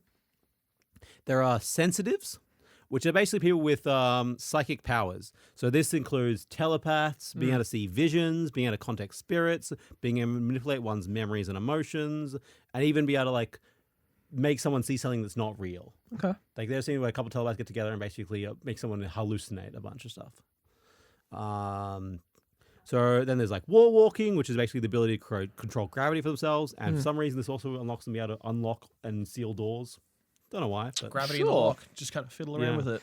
Yeah. There is vitakinesis, which is healing. So you basically touch someone and get their body to do much better healing themselves. The extremes of this would be like growing teeth back even. Nice. So there's extremes of this. What about like growing back an arm? Don't know if we've ever seen that, Yeah, fair. but I'm sure it's possible because they're really good at magic. I Yeah, was sure. just you just said like they can even, and I was like, all right, like full reconstitution, like Deadpool style. No, they can regrow teeth. I mean, that's a weird thing to be able to do. I mean, yeah. To be fair, teeth are hard to get back. Yeah. That's why you got to brush your teeth twice a day. There is Floss the too. Children of the Spider, which is a unique adept one, which is basically they can release a black liquid from themselves, which turn into spiders. And they also have a couple unique effects. Sorry, hold up. Sorry, I was laughing with Jude because I did say you got to floss every day, and then I did a little floss and he laughed at that. But they black spider liquid. Yeah, you missed. These are called the Children of the Spiders. So Fuck they're you. a very unique adept version. They can take a black liquid out of their like mouths and arms, and they actually turn to little spiders when they come out. Completely I hate that. horrifying. They also have basically taking on a bit of spider abilities, like they can wall walk and they can have enhanced strength. Yeah, cool. Fair enough. That's gross. Yeah, I they're hate gross. everything about that. They're gross. They kind of fall up they show up for the few couple books and then they kind of like go extinct. I'm glad. You know what? I don't say this often. They deserve to be extinct. There's also the Gist, which is basically a very unique form that I don't know if I've heard of outside of Skulduggery Pleasant. I'm sure there's something similar, which is a magic involving removing their soul from their body to produce a violet form to attack for them. Basically, Gist are shaped and fueled by the user's hatred, anger, and determination, and appear as a twisted version of the user with longer hair, sharper teeth, and claws. They have no legs. Instead, the lower part of their body is a stream of light and darkness that connects them to the user. They then move around by flying. The Gist emerges from the user's chest when they are released, and they are pulled back in by the stream when the user has finished using their magic. This is often quite hard and takes a particularly strong-willed user to even be able to have a Gist, but it takes really strong to pull it back in. Additionally, that's all their magic they have, which seems shit, if I'm honest, because you have to Right. release this, and there's a lot of consequences because it can possess your body and you can't get it back. There's a bit of that where a guy struggles to get back to his normal form for ages. And he has to do it. No one else can help him. Insane. What the fuck are you talking about? Yeah. Doesn't it sound all fucking insane? Yeah. It sounds like Umbrella Academy. Ben, is that his name? Yeah, kind of like Ben, but instead he gets possessed by his own soul, kind of. The worst parts of his soul come out. I do love that some of these are just like teleportation, walk on walls, spider juice, soul projection. There's some weird ones, man. There are definitely some weird ones. He cooked. There's some weird ones. Let Landy cook. There's also necromancy, which is one of the most common kind of stranger ones. Wait, you're telling me the book series about the Skeleton Man has necromancy as a pretty common thing? Yeah, by the way, he's not brought back by Skull. He wasn't a necromancer. Well, he was. No, he wasn't at a point. necromanced. He wasn't necromanced at the time. He wasn't necromanced, yeah. He wasn't brought. His skeleton form was not brought back by necromancy. Yeah, he was angry, you said. He's just fucking mad. just mad power. It's Scion. Yeah. Necromancy, sorry, it allows users to harness the energy of the dead. Their basic abilities are to control darkness and shadows. So they can make shadows solid. This can be applied through shadow blasts, whips, or even tentacles. And they can also move and teleport through shadows. There's a limited teleport. They kind of just where they see. It's not like they can teleport across the world. Yeah. More of the powers that have like power names. I always enjoy. Shadow Blast. Looks like something you'd unlock in an MMO. I don't think they call it that. It's just like, what do you call them hitting them with shadows? Shadow Blast. Shadow Blast. No, you're right. Is that when you have sex with a ghost? Shadow Blast. No, that's when you have sex with the black hedgehog from Sonic. Yeah, I'm Shadow Blast. Blasting tonight, baby. You're gonna get shadow blasted. I wish. With Keanu Reeves' voice. Yeah. God, yes. Oh my God, it's hitting every It's a angle. dream come through. So necromancy comes in a lot of unique forms, a lot of like subsets of necromancy. So one of the characters, basically his adept thing is he went really down the necromancy tree, and his entire power is he has a red mark on his hand, and if he points at you, you die. What the fuck? Fucking base. Yeah. Incredibly based. Why is not every single necromancer going for this power? It's probably really hard to do. Oh, it's really hard. Yeah. That's crazy. Also, that's all he gets to do. You can't fly, you can't do anything cool. Oh, I'm sorry. He's only got the point at you and kill you power. It seems like- what a shame. What a What fucking a shame. shame. If you aren't like an evil person, when are you going to use that in your day to day? I'm living in a world with people who have the ability to manifest spider juice out of their mouth and eyes. I'm gonna want the point and kill you power. Just in case. If this entire list is presented to me, admittedly, like teleportation would be higher. I'm just saying the point at you and kill you power isn't at the bottom of the list. Yeah, it's just one guy It's pretty has this high on power. the list. I gotta be honest, it's pretty high on the It's list. pretty high on the list. I think there are more. It's always one of those annoying things where people are like, "What power would you take in real life? What D&D cantrip would you take in real life?" And all of a sudden, my brain just goes like, "I gotta do laundry and shit." Yeah, 100%. I want prestidigitation. Yeah, no, I get And you. here it's just like, I want teleportation. I hate being late to shit constantly. If I could just be like, "Oh, cool, my bags." So good. I feel like it's like Barry Allen though. Barry Allen is the fastest man alive, but he's always late. You know, I feel like I'd also always, even if I had teleportation, I'd be late. Well, because you'd assume you'd be fine. Then you check your Yeah. watch. You're like, "Oh shit, 2 minutes too. I've got time to finish this." Yeah, exactly. I'm teleporting there. You know. Fuck, it's 5 minutes late. Shit. Yeah. So that's one of the necromancer powers. So powerful necromancers can also are known to be able to create a bubble of death, in which no life can enter it, Oh, yeah, cool. Oh yes, like the city. like the city. Like yeah. the city. Yeah, exactly. Makes all sense now. What's it do? By the way, The city where they retrieve soul Valkyrie's from. sister's soul Oh, from. yeah, sorry, Where yeah, only yeah. that you had to wear the suit to get in. Yeah. it's a necromancer suit as well. Yeah. Yeah. So also, death happening or death near a necromancer's powers them up. Oh, cool. So they like basically death happening around them. So wars make necromancers kind of happy. Okay, yeah. That makes sense. Yeah. It's good. Hey, it's good.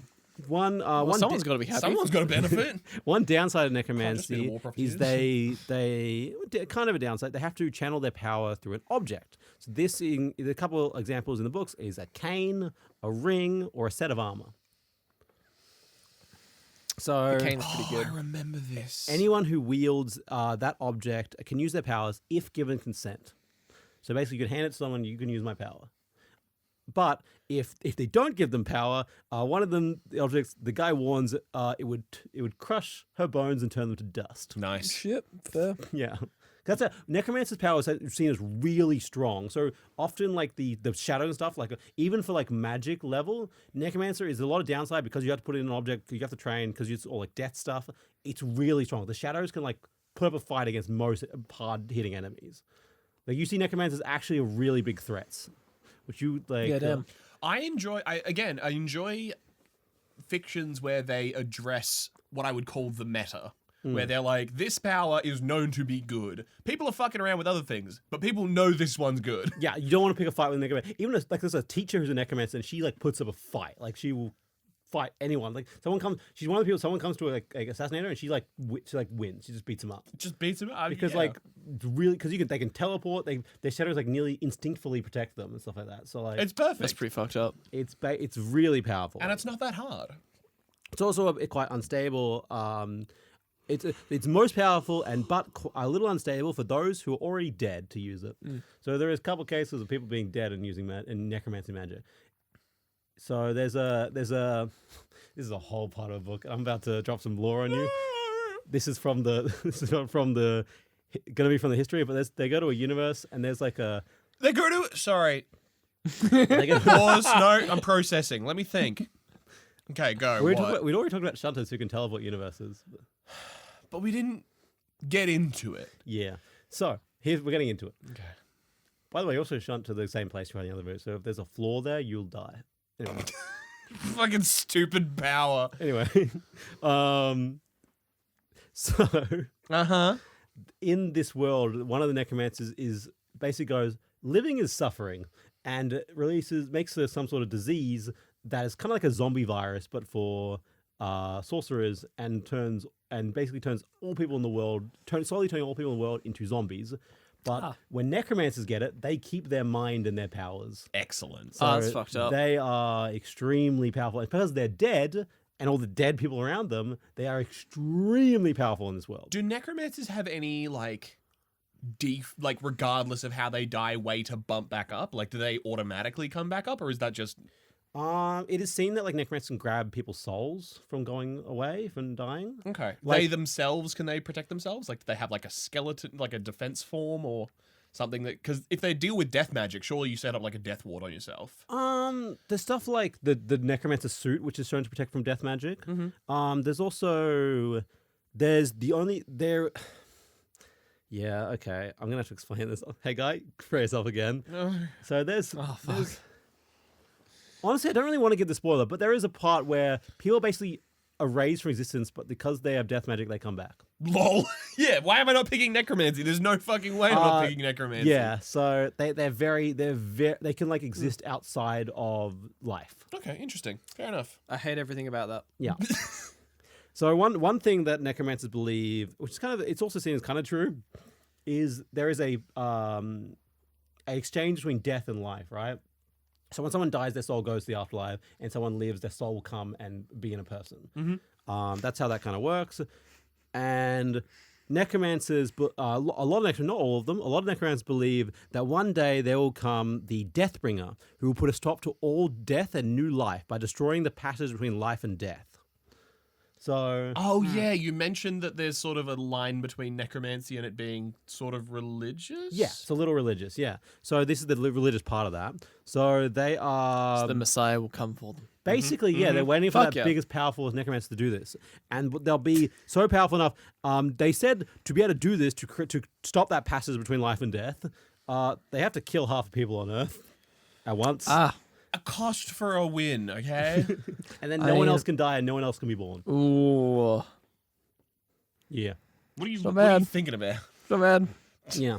There's also death magic is a really unique one, especially the fact that in later books there's a dead gods in another universe who don't experience time, who tell one of the other characters how to perceive time all at once and see the future, and then their idea is to make the entire world dead. Don't worry about it, man.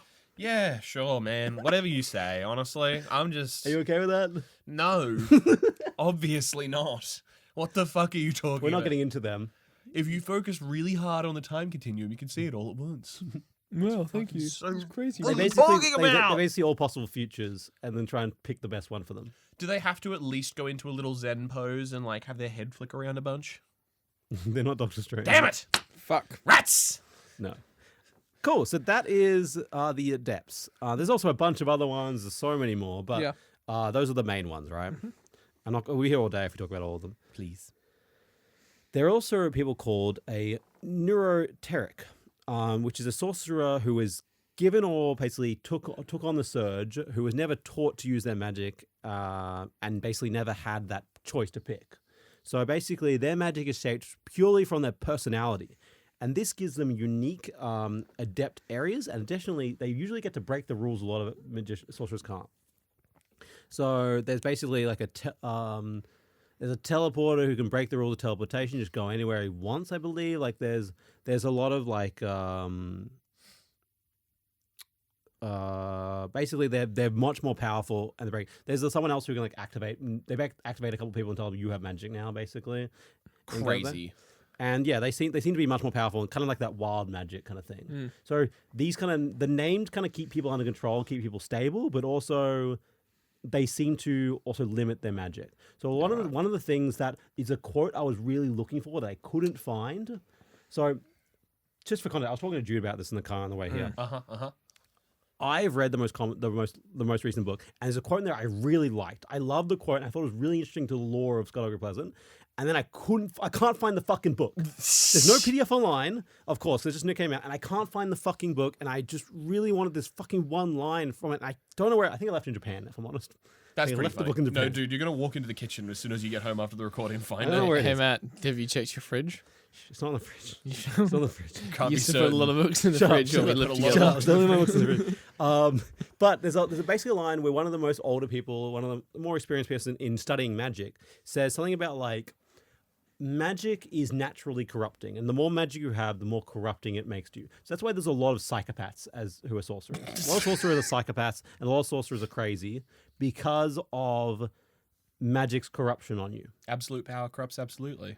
A bit of that, but also magic kind of like influences the brain. So it's seeming like the more wild your magic is, the more corrupt you slowly become, the more powerful you are. So this is kind of a thing where the names and the rules of names might actually, and that's maybe why the ancients created the Book of Names, setting that structure in, or might keep sorcerers stable. Yeah, interesting. So that's kind of one of my theories. Yeah. In that. Especially because there's a group called the Warlocks and Witches, who are a group of magic users who are separated from the usual sorcerers for a long time. They wield a raw form of magic that's kind of like a discipline. It doesn't really have disciplines, but this implies that the rules of sorcerers are kind of locked in as a belief or something the Warlocks and Witches are not bound by. So it's also seen as a darker form of magic, maybe that more wild form. Mm-hmm. So witches perform like rituals and stuff like that to perform magic, and warlocks consume the souls of other sorcerers and then use their magic in that form. Mm-hmm. So it's much more wild, much more crazy, and much more unstable. Mm-hmm. There's even a warlock, I believe, that explodes at one point. So, As warlocks tend to do. yeah. So Oh, Jesus Christ. Sorry, I just guy off guard. No, it's just like they're wild magic. They can't be told what to do. They're unbound. I think one of them explodes. yeah, Real. Real. That one is me. That one's No, me. Jimmy, don't do that spell. You can't tell me what to do, I'm Mrs. gonna Blackthorn. Ah. I'm gonna cast a spell. Oh, Jesus. Explosion jitsu. That's incredible. so there's other forms of magic as well. So Of course. there is symbol magic, which is a kind of magic everyone can learn. So it's basically the language of magic, which are known as sigils, and they can release, bind, and manipulate magic. They can be used to replicate other disciplines and harness magic, which one cannot be normally used. For example, the reason not many people are invisible people is because one thing was invented, a sigil that can have an orb that you can take around and activate, deactivate, that basically makes everyone in a certain range invisible. Oh, cool. So stuff like that. Unnecessary. In the newest books, there's a thing they're looking to replace teleporters with something that could teleport people. So it's very interesting to see them slowly using like tools and like machines and based stuff to replace different sorcerers, which is interesting. Too real, man. I know, right? Fucking Bit too real. ChatGPT's gonna annihilate me. Oh, man. Which is very interesting. But when sorcerers are very, very rare and you don't have a lot of them, making that kind of like invention makes sense in the world. Yeah. Absolutely. Next one. So one type of adept is a signum linguist, which is magic's basically they're extremely adept at symbol magic, learning and describing them as if it's second nature.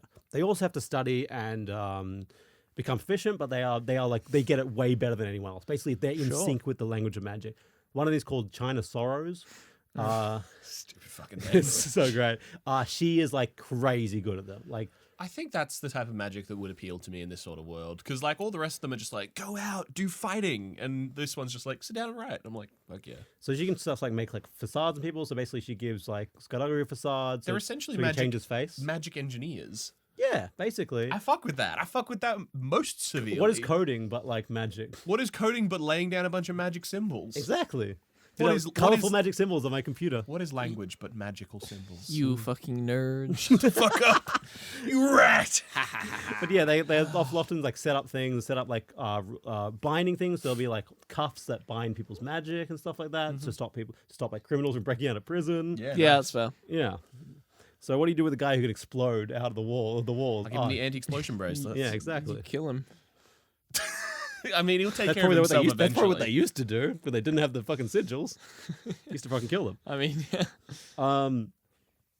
So yeah, that is that. There's, Nice. there's also one of the name symbols is Merlin, which is a sigil created in the 1800s by necromancers. It grants incredible strength and invulnerability for 23 minutes, but can only be activated once you complete 3 tests in that City of the Dead.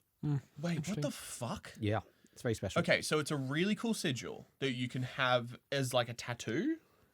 I can't remember exactly how she activates it, but I can't remember. Call it a tattoo for the Let's time call it, being. yeah. So you get the tattoo, then you go to the City of the Dead, do the 3 trials. And you get it at the City of the Dead. Okay, yeah. so you get it at the City of the Dead, you do the 3 trials, you have the symbol now, and Yeah. you can activate it for 23 minutes. Is there a cooldown? I think that's it. You get it one time. One time, you go to the City of the Dead, you get one time with 23 minutes. I admit, very overpowered form probably. Very overpowered. But also 23 minutes is so tight. precise. My guy. That's so so precise. disappointing. Oh, Does incredible. it? If you start using it, can you stop using it and save? Like, is it a? 23 minutes. Oh, it's like Oh I'll no, use it a is an minute now. no, it is an Oh, activated button. Okay. Oh no, it is once activated. Oh my god, sorry. That's fuck me. Back to campaign 1 again. Fucking, we went and stood in front of the pantheon of gods to receive our blessings. They're just like, you got 23 minutes. It's like, whoa, whoa, whoa, whoa, whoa, hold on, what? Go get him. Go get him, Go Tiger. get him, Tiger. Strife won't see it coming. There's also We're gonna retell our first campaign at some point, Yeah. so it's on the record somewhere. Oh, don't worry. I intend to do I intend to bring my world into a Living by the Law episode. Are we at some talking point. about that? We need to bring someone on to be the stranger who hasn't heard about the. Yeah. Just the 3 of us at them. yeah. I don't know if they'll be able to. We need to pick someone special because I don't know if they can receive our fucking chi energy. Chi blast. Chi Oh, blast. girthy law. Yeah. God. There's another type of magic that's commonly used is reflections. So reflections is a part of simple magic, but it's quite unique. They can be used to create a complete copy of someone using a mirror or any sort of reflective surface. But a mirror is best because perfect, like a puddle, will make them like not as perfect, not come out as well. Okay. So basically, they draw a symbol on the mirror and say the words surface speak, surface feel, surface think, and surface real. I take out the and, it was just surface real. Anyway, they say that, and then a copy of them will step out of the mirror. I hate that. All these symbols and clothes on them will be reversed. So if they have a logo on themselves, it'll be reversed. Nice. So you need to make sure they are not wearing not wearing the clothes you want to wear for you. Yeah. Also, clothes that'll be on them you can't take off. You should probably just kind of be in your underwear if you're going to do it. Best scenario. Or just naked. Or naked. So reflections have no feelings or self. They are most likely a being with 0 soul. Yes? Just not actually important, but you say like it becomes a mirror image. Yeah. Does that mean that like, say someone had like, I don't know, they were missing their left nipple because it got cut off. I don't fucking Yep, know. on the other side. It'll be the right one Yep. that's missing. Okay, cool. So if someone's... Or if they've got like a scar on the left cheek. it'll be it's down wrong. there. Yeah, cool. Someone might notice that and be like, what the fuck? Yeah. Yeah. So that will be reversed, yeah. Nice. I'm sure that never goes wrong. I'm sure the clones never do anything evil. When would they ever? When has cloning someone ever gone wrong? It never has. Yep. All good. Fuck you. I fucking knew it. They act on every command of the user and mimic them near perfectly, but can act ever so slightly different. One can only have one reflection at a time. If it is it usually, as I said before, it has to be made on a perfect mirror or glitches can happen. They cannot remove their clothes. Blah blah blah. They have a perfect memory, and once they are done and go back in the mirror, all memories are transferred back to the user. So basically, it is often used for the characters for Valkyrie to go have adventures while her Vreshchen goes to school. That's so. I was literally going to say I would just send mine to uni. So one of Just the let them do my classes for me. one of the things in the newest, Perfect memory. That's insane. and they can also refer back to your memory. So if you think what do they say then, and they can be like, you said this to this person, they said this back. They have a perfect memory as well. That's so good. Yes, very Wait, useful. so a perfect memory of your existing memories? Yes. Wow. Okay, that's powerful. Yeah. But And at the time of copying, right? So Yes. like it doesn't become like a shared storage kind no. of thing. Okay. But once it comes back into the mirror, you get all their memories. Yeah, cool. Remerges. One of the things they use in the most recent book is they've allowed reflections to be used at school. So you can now do your reflection does a homework or goes to another class, and then absorbs that information, and then you connect with it to like study. Oh, cool. That's some interesting moral grounds we're getting into here. Yeah, it's really interesting. Are you just cloning yourself a slave? Yeah, it also said they were going to use to help, but they found that it just lets the teachers give them more work. Yep. That's fair. It's like AI. AI is supposed to make us work less, but no, it's just allowing us to do more. Yeah. Yeah. Yeah. They can track mortals, but they can trick mortals, but sorcerers won't be tricked by them. Basically, any good sorcerer can look at one and go, "No, you're not quite right. You're It's like looking at AI images. You're just like exactly. You're not quite right. not quite right. But the more you use, there's more they can slowly get better and better and better. So for a split second, there's one that's if you used a lot, they can be like, if you see for a split second, they'll be like, maybe it's it, maybe it's not. So the more you use it, the better it gets. Okay, interesting. Also, if you use them too much, they can slowly develop their own will and intentions. Ooh. So that's the problem you came across. So if you use it too much, they can go wrong. Okay, I get that. I mean, you got to have some sort of drawback. This was also a point where they used the reflection as a person. They killed the reflection to like fake What? to fake killing the character. So that might also have caused it to glitch a little bit. Did they wait? Hold on. They shot the reflection there. They shot the reflection. Yeah. Did they? Then I'm put it back trying in- to then put remember. it- They put her back in the They mirror. put it didn't- back in the mirror. And then she just stood up again and was like, "Hey, what the fuck?" Yeah. And then you got the memories of that. I remember Oh. that. Yeah. Yeah. I think That's I still remember fucked. that. From Welcome one to of the trauma of Skulduggery Pleasant. trauma of Skulduggary Pleasant's pretty common. Yeah, Yeah. right.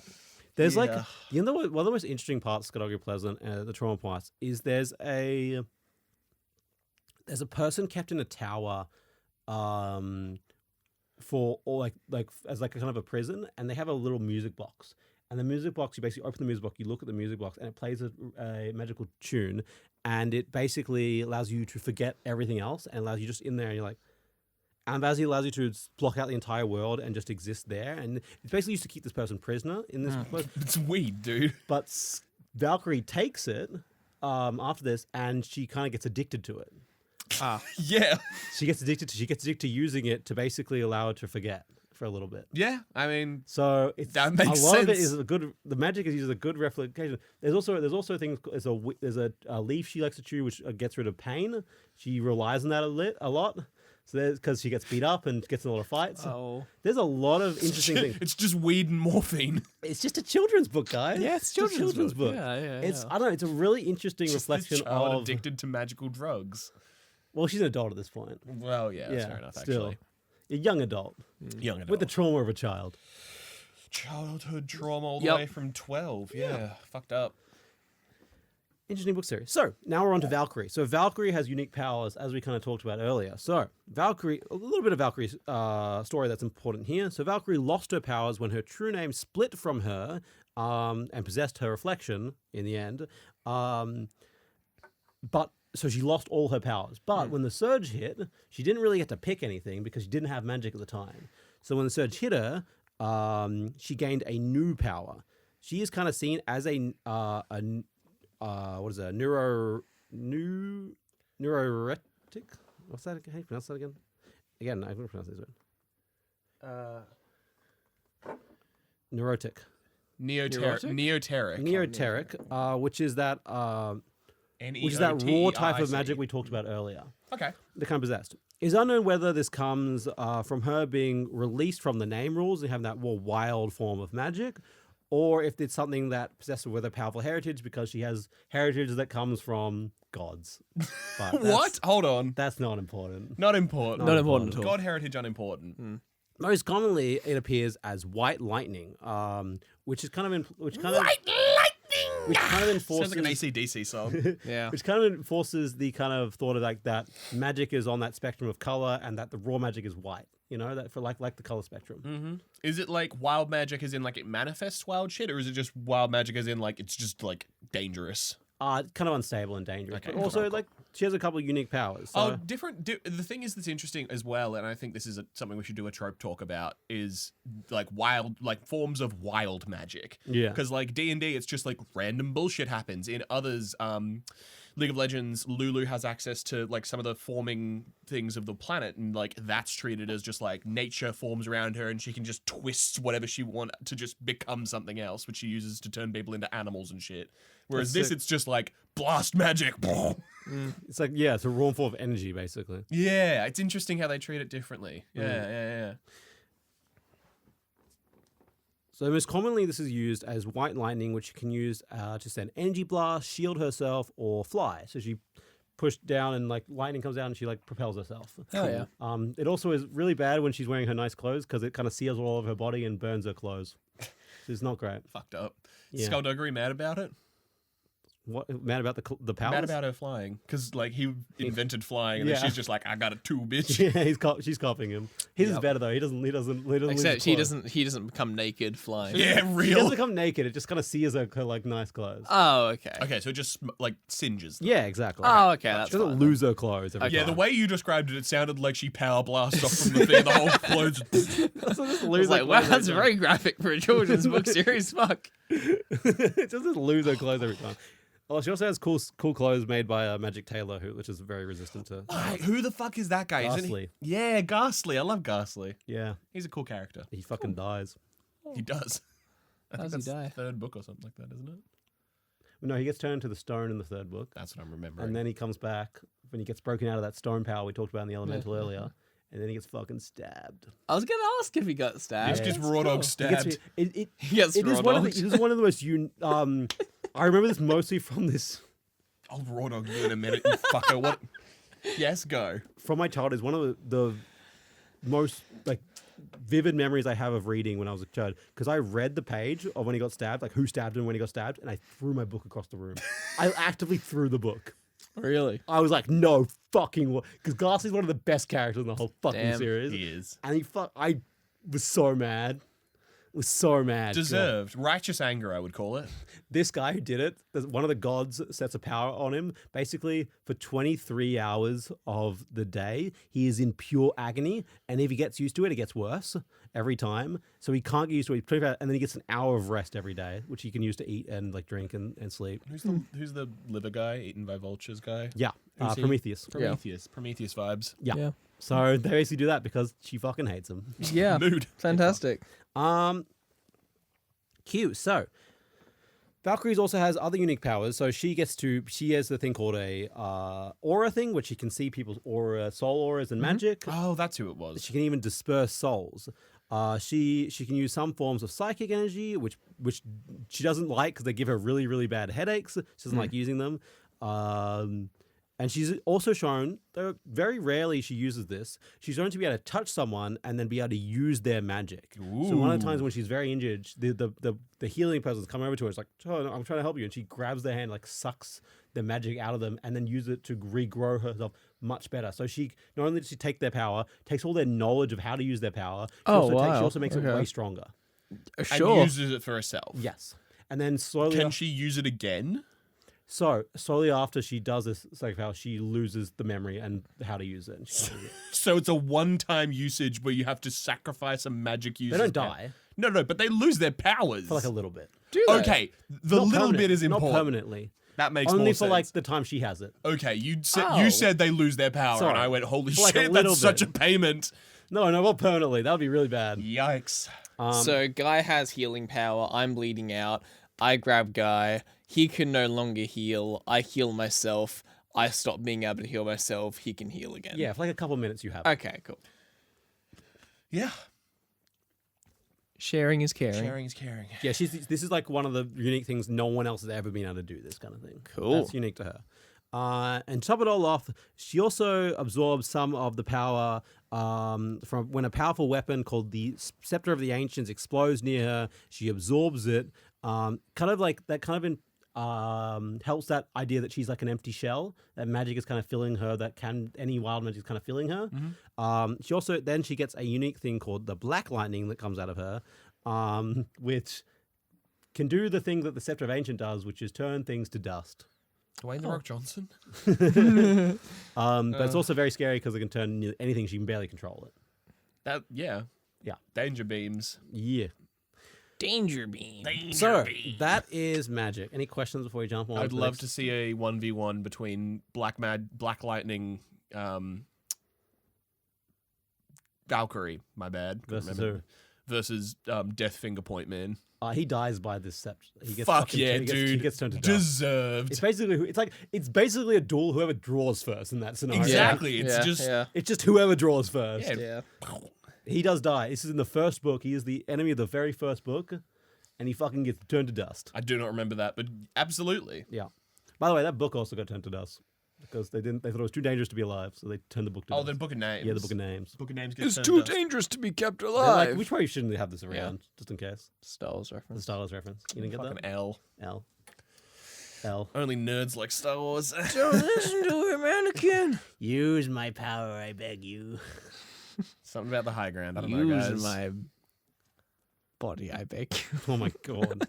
So, talking about bodies, let's talk about other species of magic. Species. So, many species of magic creatures exist, but most are like hunted away or exist under the ground. No. So there are also offshoots of humans which have been experimented on with magic. So the first one, which you talked about a little, vampires. So vampires were created as experimentation from necromancers. During the day, they look normal, like normal humans. But at night, they rip off their skin and transform into a pale, hairless creature with huge black eyes that is consumed by a bloodlust. So basically, they're often used as guards. So what you do is you lock the whole place, and then you put a vampire inside, and then it transforms into this thing, and everyone in it will just die. If anyone's there, if anyone breaks in, they're going to get killed by this thing. It can sense people think by their heartbeat. Okay, so wait. Are you saying like honeypot, or are you saying like you're in a smaller locked room inside the larger castle, and then you lock your doors and then release the vampire into the outer areas? I guess what it's used in the books is like an art gallery. So no one lives it's there. like a night guard. Yeah. That's fucking Night- stupid. Dude. Yeah. Fucking wild. So they don't have really control over it. They just kill anything. Paintings don't have a heartbeat, I guess. Yeah. Fair enough. So they possess superhuman strength, agility, and senses. They one of the unique things in vampires is they keep their magic if they were a mage beforehand. Oh wow. Yeah, they are also immortal and they live forever. Unlike sorcerers who just live for a long time, they can take a serum which makes them transform, which makes them not transform at night, but it makes their skin very itchy and annoying. Because Pain they in the want to ass. rip it out. Yeah. Rip it out. Yeah, because it's natural to rip it off Yeah. and grow it back. Oh my god, it's that fucking meme. Isn't your skin itchy? Doesn't it feel weird? I'm not doing that. Yeah, that's our podcast now. Don't fucking Making people feel uncomfortable. hate that shit. God, but yeah, no, and by the way, just their souls are blue. Oh, cute. Auras Yeah. of vampires are blue. Nice. That is the vampires. The next one is the Hollow Men, which is mindless animated skin bags, which are which are inflated with green gas and magically animated. They basically are cheap labor, security, and grunts. They have big strength in their feet and fists, very tough, but their skin is like paper. So they can be they're not very. It's very hard to kill them with anything but a sharp weapon. But there are some one can even be strong enough to resist a chainsaw. But they're also resistant to. They're also weak to things like fire. Oh, They will okay. burn. Well, fucking sure. That's not going to be that bad. I think most things are weak to fire. yeah, pretty bad. Well, apart from that guy who's immune to fire. yeah, that one true. guy. You There's don't one want guy who's immune to fire. yeah. Why do you think it's really useful? He's like, fuck yeah, I'm immune to fire. Yeah, that's true. I mean, to be fair, like, it is one of those things of, like, the first option. Like, when you're listing the powers, it's like, elemental, fire is the first option. It's like, well, I'll pick that. First option on the list. There's a reason it's number one, baby. Yeah. They don't really have like a mind. They're mindless. They don't speak. They don't do anything. They mostly just use as grunt and labor, but like mostly by evil people because they're seen as evil Kind of creatures. slave labor, yeah. Yeah, but I mean, someone leaves their husband for one, and they marry it. Nice. Which imagine being left for For a skin bag. Yeah. Love finds a way. Love finds Which is kind of funny. Also, next one is a remnant, Oh, okay. which is basically an evil spirit, like a ghost, but pure anger, hatred, and spite. Is that the And only the type dread of of the angry world of ghost? the dead. What? Is that the only type of angry? Is like angry ghost the only type of ghost? Well, there are also ghosts, but these are remnants in particular. Okay, so remnants specifically are just the angry ghosts. Are they like similar forms? Ghosts and They are remnants? spirits. They're a spirit form. Okay, for sure. But remnants are classified separately. Yeah. Interesting. They basically go to their victims and they pry their mouth open and go inside and possess them. Jesus Christ. Fucking hell. Yep. Okay. Once possessed, it is very hard to get one out. There's one like thing called a soul catcher which gets them out, but other than that, it's pretty fucking difficult unless they want to come out. Once possessed, the victim looks the same, but their veins pop out and they have black lips. I hate that. They basically bring out the worst intentions of a person, and they kind of like steal their person. They steal the memories and stuff, but they do like evil. They want to be, even if they're good people, they want to be evil now. Big evil times. Cringe. So one Can't call evil someone goes and cringe. starts dating the bad guy. You know. What would all the good guys do if there weren't evil people around? They can't be cringe. It's true. necessary. It's true. Once they're inside someone for 4 days, it becomes permanent. It can only be out by powers like a god. That's insane. That's crazy. 4 days? 4 days. That's not long. not long at all. Wait, can the remnant leave willingly? I believe so, but why would they? Entirely fair point, but like, yeah. Yeah. Interesting. Yeah. So that's the remnants. But it's the remnant's free will to stay in there. Okay, cool. Interesting. They also worship one of the pingers because they believe she will bring death to the world. yeah, fair. Fair enough. That's aligns with their evil ghost goals. Yeah. There's also which is kind of a very unique creature, which I like from Skulduggery Pleasant, a Krengaran. Pardon? A Krengaran, or Krega, which are often a genderless, asexual creature that is all but extinct. They are extremely tall, long-limbed creatures with grey skin, yellow eyes, and high-pitched voices. So one of the ones... Oh, fuck that. No. They're really long, they're really tall. They also seem to shrink as they get older, but one is supposed to be really old and he's still 10 foot tall. Oh. So Gross, 10 dude. foot tall, gangly grey skin I thing that's hate just that like, shit. it's supposed to be Fucking like Slender Man. ash pale skin. Yeah. Yeah, Slender Man. Except So- with little high-pitched voices. They reproduce by their body parts becoming intoxicated by alcohol and slowly falling off, and eventually one will grow a new one from these body parts. fuck yeah. Gross, dude. What the fuck? It's basically kind of like It's like a starfish. gelatinous cube that kind of like Oh, separates yeah. after. Okay. The kind of the asexual reproduction. Yeah, fair enough. It is unknown if this is the case for all of these creatures, but the ones we know are extremely intelligent and proficient in their field, surpassing any human's basic understanding. So, like, basically, if they know about something, that no one can even come close. Like, it's like almost like an ant trying to understand what a human's doing. Like, Okay. it's not that much of a difference, but it's like it is very much a struggle when they're in their field. It's like if you try and be on their level, you're just not going to be. They're just better. Mhm. So the one that we know a lot about is studies like souls and stuff like that. So they're just better at that than any other people. It's like monkey versus human.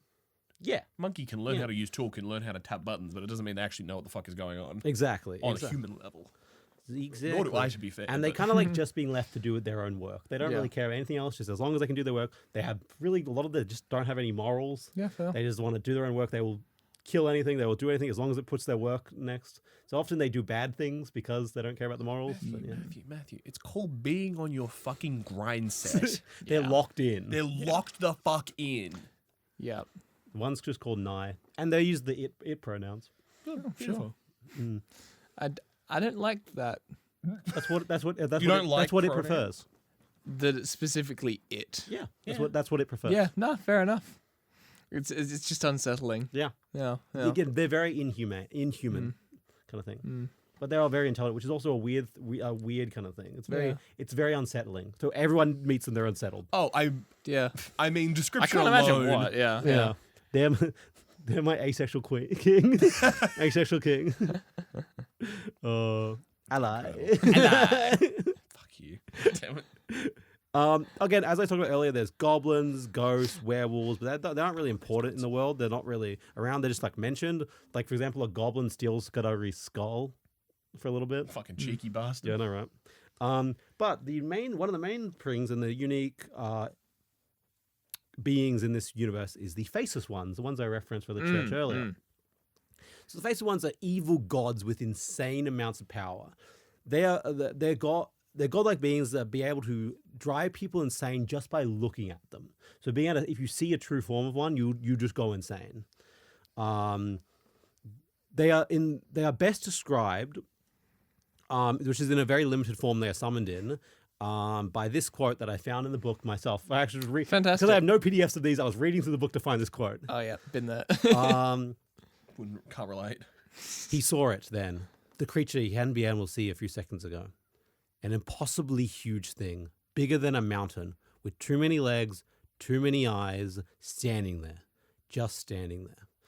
So they're basically kind of described as beings that are kind of like, they don't make any sense. They kind of warp the eyes and make you look at it and you like just get like a headache looking at it as well. Even in their form that's not their pure form, which will drive you insane instantly. So a bit of a what's the fucking Lovecraftian? that one? They're very Lovecraftian, very Lovecraftian. Cthulhu based. Yeah. They're very Yeah. that's very much implied, Hate heavily it. implied. So they have near limitless power and it's said to have even destroyed countless universes. Okay, why are they just fucking chilling then? So that's a great question. So they were thrown out, if we do the history one, they were thrown out of this universe a long time ago by the ancients and basically been trying to get back to it and get their revenge. But they haven't been able to. Okay, so when people are seeing them in that quote, for example, is that just like They their just- first reappearance? Yes, they're very limited. Yikes. They've just kind of just got into the universe. They got let in, but they're not fully there yet. God, what, like, that's a Lovecraftian scene right there. Like, the idea of being the only person witnessing this creature with too many legs and too many eyes I'm gonna get. crawling out of, like, a portal thing, just like... I'm gonna read you this page. So there's one of. It is an amazing page. I believe. Just hold that for a second. I believe it's in this book. It's an amazing last page of a book. These are thick. So after he said that, so she basically was using. So this is Valkyrie using her aura vision to show him these. Okay. Because only she can see them at this point. So this is just the end. This is the end page of the book. Fuck yeah, we love last page spoilers. Dead or alive. So as I said, he's standing there. Too many legs, too many eyes, just standing there. So horrified and devastated, he looked away to the east and saw two more, as different from each other as the first, standing, waiting. And then this is Valkyrie speaking. Hundreds of thousands of them, Valkyrie whispered. Millions, maybe. I'm the child of the faceless ones. But in a way, I'm also their mother. And she sounded so happy. She took her hands away, and Omen's vision returned to normal. But when he turned to her, her smile vanished. "What's wrong?" she asked, with real concern in her voice. "What's wrong, Omen? Why are you crying?" Yikes! Woof! Jesus, man. Yeah, You are slowly destroying the set with your book moving. that's fine. I think Something fell. Something died. Don't worry about it. As long as we're all together, we're all good. Yeah, we're fine. It was Marty McFly died. No. Rip Marty McFly. Rip Marty McFly. My He was boy. erased from this universe. He couldn't get to his mum in time. Killed by the fucking by the creatures. So yeah, that's the faceless ones. Fuck yeah. So they are very interesting creatures. Bad creature. Yeah. It's also unknown whether they have ever shown to be really quite intelligent beings because they've never really outthunk anyone, right? Outthink anyone. How do you say? Unthink? I done never outthunk nobody in my life. You know what I mean? Because Yeah, it's always like the people getting them back and tricking people to get them back in the world, right? Yeah. They could have a different sort of intelligence, like they we're not really aware of. Kind of like, as I said again, like an ant comprehends a human thinking. It's almost, but they could also have like an almost animalistic sort of thinking. Yeah. We just don't know. Yeah, that's fair. The only ones who know their true name can even stand up to them. So people who know their true names can fight them. Yep. Yep. And all people with god killer weapons. So that's how the way the ancients got them to leave the universe is they have god killer weapons, which we will now touch on very briefly as our last phase of the episode: magic items. Oh, love magic items. Any questions about the faceless ones before we move on? So many, but like none that won't be answered when I read the books. I will do a timeline episode because there is a lot of fucking fucked up. Yeah, I was different gonna things. say questions, but like I feel like it's outside of the scope. I can have little ones, but if they're like why did they do this? When did they do this? Kind of thing. There's Yeah. going to be Yeah, not really yeah. answers there. Cool. So the magic items, the four generic magic items we'll talk about now is the God Killer weapons. Sorry. Huh? Yeah, so these are the only weapons that can stand up to the faceless ones. Okay, these are specific to that. Yes. So these are weapons that have been dipped in the Caves of the Void, which is a cave that exists, and these were created by the ancient ones. It's a cave that exists. It's the Cave of the Void. It's a cave that exists. I don't really know how best to describe it. Other than it's a very magical place. It's in Ireland as well. So Oh, maybe cool. it's a cradle Yeah. of magic. I don't fucking know. Maybe it's just an average cave in Ireland. Yeah. If anyone is even slightly damaged by the weapon, you nick your skin at all, you die. Even Perfect. gods. Wow. Perfect So weapon. there is a sword, a spear, a bow, and a dagger. Fuck yeah. Okay. Yeah. And there is the fifth one, which is the one we talked earlier, the Scepter of the Ancients. Mm. So this is the Scepter of the Ancients was used as a black crystal taken from the faceless ones. The wielder can shoot black lightning that turns anything to dust. The crystal also will tell the user. It will go alert and start making noise if anyone comes near them. So it's basically its own alarm system built in. And the scepter can only be wielded by one person at once. So once you touch it, you are the wielder, and until you die, you are that wielder. No one else can use it. So you have to kill someone to get someone else to wield it, and it's the first person who touches that thing. So when I kill you, but guy grabs your weapon before I can. He's the wielder. yes. Grabbing his weapon. Oh no. Don't touch him at his weapon. That's not what So an example, you know, I talked about earlier about Valkyrie killing her sister. Yar. That's because her sister was as a baby was playing with the No, dude, that's so mean. So to get access to scepter, she had to kill her, touch the scepter, and then bring her back. Isn't there? I feel like there's another time when people do that by like using the you get it when the other person dies and then they kill them and revive them. I don't think that that's unique to this story. I think that's somewhere else. I don't remember where though. Yeah, we were going to do it to get in our D&D campaign to get into a cool house. True, we were going to do that. Yeah, it was we were your 100%. idea. That was only a you thing. I thought it was good to show off magic if I can kill someone and bring them back to life. I thought it was a great way to show I can do magic. It's such a hard pitch to be like, hey, can I kill you so we can get into this fucking library? So we can maybe resurrect you and maybe get in. Hey, I was pretty confident. Incredible stuff. Would have been a great way to kill a character off. Really wouldn't have been. That is the Scepter of the Ancients. Basically, it just turns people to fucking dust with black lightning, and now it's inside Valkyrie. They also, the newest ones to the God Killer weapons, the sixth one, the Obsidian Blade. Hey. The Obsidian Blade is the best, the ultimate God Killer weapon, because it not only kills you, it wipes you from existence. Okay. Super kill. So basically, according to the quote on the wiki, it teleports you in a universe that doesn't exist. Yeah, that Fucking totally. sure. No. Hey. As a programmer, that makes sense. It wipes you from existence. As a programmer, that makes sense. You just send the data to a null address and it just disappears. Yeah. It's not my problem anymore. Not my problem anymore. It also noted that it might be its formation might be connected to the Big Bang. Okay. Sure. It is. What proof or evidence do you have for this theory beyond Nothing. amazing? Someone said it. Someone said it at one point. Incredible. Someone real powerful said it, so I must believe them. Yeah, no, real for that one. There's also the Book of Names, which we talked about already. There's also a thing called an Echo Stone, which is a thing that if you sleep with it for 3 nights, it will create a imprint of the person's memories and personalities into the stone. This is often used to have someone be able to talk back and forth over ideas. They can also live on after death, as well as be able to take on their own life themselves and not really see themselves as that person after a while. They'll see them as their own person who has similar memories. Interesting. It's kind of cool. They cannot be written over once made, and they need a magic cradle to be able to charge, and they'll run out of charge eventually. Fair enough. Yeah, so that's cool. It is. That's a very cool weapon. Yeah. I do enjoy that you Not a said real it. weapon. Yeah, fair enough. Yeah, that's just a cool magic item that they use a bit. Yeah, fair enough. Comes up a bit. And again, there's that orb thing that makes you invisible. There's that Old too. twist orb. Yeah. Still a stupid fucking. Okay, orb. question. Yes. As with god weapons, Yes. they're reminding me of a sword from an anime, right? Yes. One of the 3 or 4 anime that I've watched in my life. Three anime. 3 4 whole anime. 3 whole anime and a 4th didn't finish it anime. Entirely fair. And it's a sword that, like, it's a special artifact, and its whole gimmick is that if it cuts you, you're dead. Yeah. But the way that it's skinned is like a curse on the blade. So, like, Guy, for the Patreon, so we're going to use your arm as a props. Like, say I cut Guy with the sword here, you, like, see the curse moving up his arm.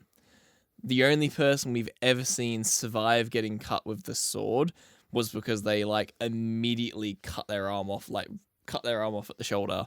Yeah. Is there anything like that, or is it like it cuts you and you just... Instant death. Okay, instant cool. death. Cool, It is the cool. instant death weapon. It is the Just instant interested, death. just interested. You get nicked, you die. Cool. I was wondering if there was any... Yeah, okay, cool. So, yeah, no matter what, you get Nah. nicked, you're dead. Yeah, there's like Cool. a team of assassins sent to another universe at one point to kill you, and they all get a death weapon to go Wow. kill this guy. Okay. Nice. Yeah, Fair enough. Like the squad all rolling out with one god killer weapon. Yeah. Yeah. Can you imagine being the last person to pick? You're just like, fuck, the spear, really? Like the dagger, Oh, true. You're The gonna get dagger's close. kind of Yeah. L, yeah. the bow is like The bow's the peak one. I was literally like thinking in my head which is the best. Obviously the bow. It has so much range. So does the is it the arrows that are the issue, or the bow like I enchanted? believe the bow enchants the arrows. Okay, we'll go with that for the time That being. then means that I can enchant other double check. projectiles. Yeah, we just chuck a rock in there. Yeah. Oh, man. He's quick googling. He's speed googling. Bastard. What would you pick? Sword, spear, Spear. bow? Spear? Spear. Spear, man. I respect it. Yeah. Look. Sword's cool and all, but, like, every advantage is gonna, like, if this is like an instant one hit nick kind of weapon, spear's easy as fuck. Yeah, fair enough. By Fair the enough. way, so I forgot they also have little abilities on them. Oh, so the shit. bow's primary ability, is its arrows will barely ever miss its target regardless of the wielder's skill. Okay, Oh, well, I'm that's just taking the fucking bow That's then. just insane then. Due to be a god killer weapon, any arrows are lethal regardless. Sure. Does say arrows specifically though. The So arrows are you need lethal. arrows. Yeah. What counts as an arrow? Can I put a chopstick in there and just kind of like? So yeah, apparently no, it's just the bow that has kind of that ability. I'm just looking at the sword and dagger are just you cut, they die. It also says so the spear, if you throw it, it returns to the wielder's hand. Oh, Great. fuck yeah. Spear. Yeah, I'm taking the spear. Spear Yep. fun. It Yeah. works up close as well, which Yeah. I appreciate. Yep. Yeah, so those are the god killers. Hell yeah. Yeah, the sword is really big. Oh, Sword's how big? Just is a very large sword. Very large sword. Fair enough. Probably a great sword or something like that. It's one of the greatest sword. It's the greatest of swords. Nice. Yeah, those are the god killers. They're very important. They're the kind of weapons that introduced very early, that do a lot of earlier, and then later on in like the 10th or 11th book, they're like, you know, we have these fucking god killer weapons. Let's fucking use them. Like I love to see that kind of lore that was set back earlier, and we've forgotten about them for like 4 books, and we're like, fuck, we can have these fucking lying around. Let's go use them. Yeah. Then we have a problem. We might as well use the fucking weapons we have Might lying as well around. use what they called again? The God Killer weapons? Should probably get those out of storage. There's also actually in the most recent book, I haven't actually written in my notes, but the most recent book thing, you know, you're talking about wands, right? There's a wand that they're like, this is insane. It basically be able to channel their magic. So the wand itself is not magic at all, but when you touch the wand, it becomes magical, and anything the wielder wants happens. Only limited by the amount of time they've used it. So literally, they say if you spent long enough using this wand, you could do literally anything.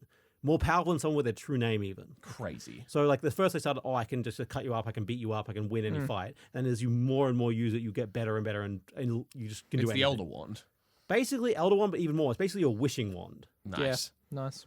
which Is it restricted by domain? Do you have to be an adept or an elementalist? anyone. So it literally Crazy. That's the thing. It's unique because it transfers any type of magic into this magic. Interesting. There you go.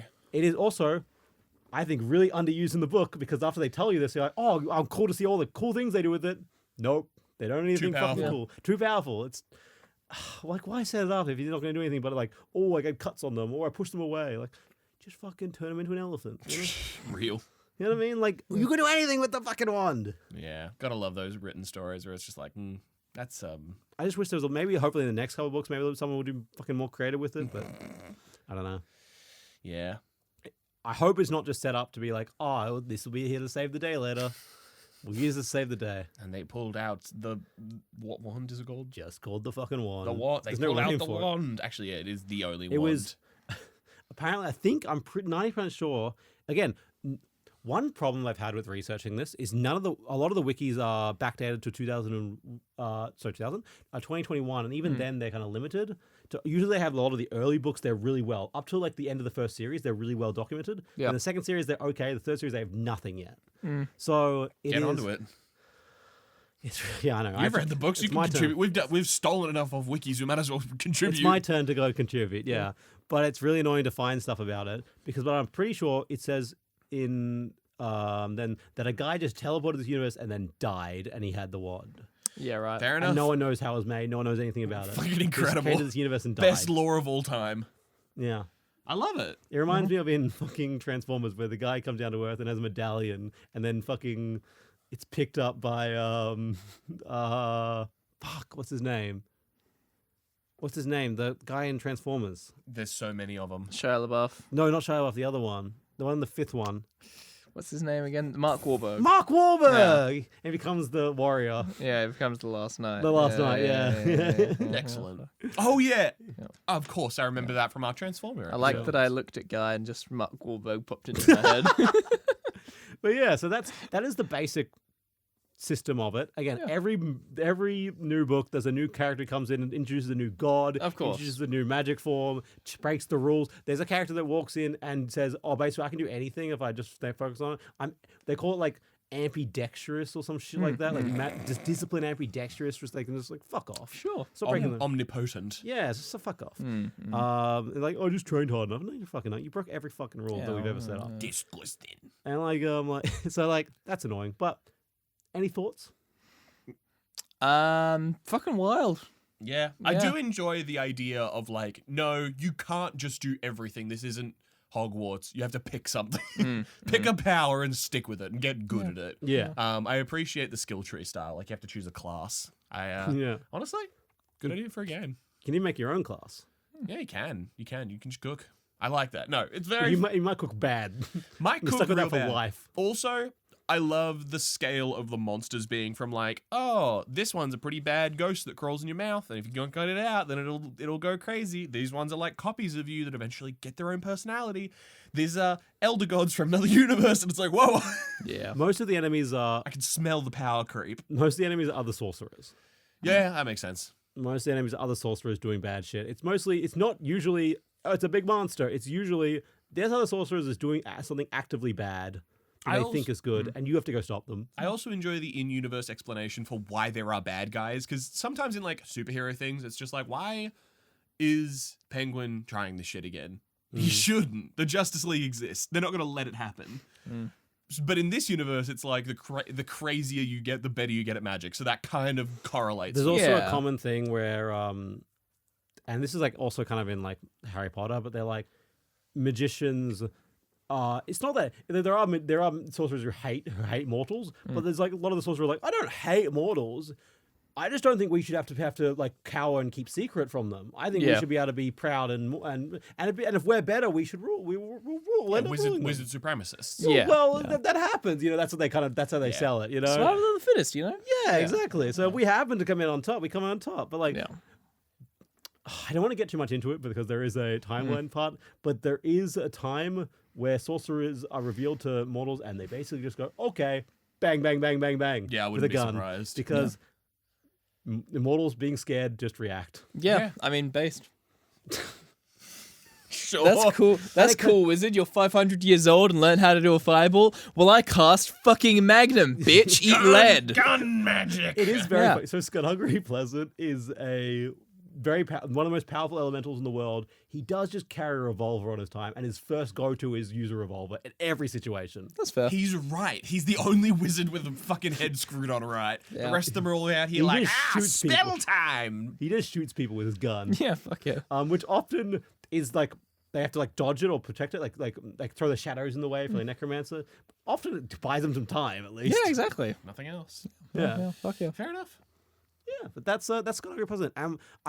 We will do a timeline one just because it's so whack. I just want to see Guy's face when I tell him some of the fucking shit that happens. Fucked up, man. We'll skip a lot. We'll go through the first books pretty quickly, but when we get to the lighter ones, he's gonna fucking lose it. I'm gonna hate this.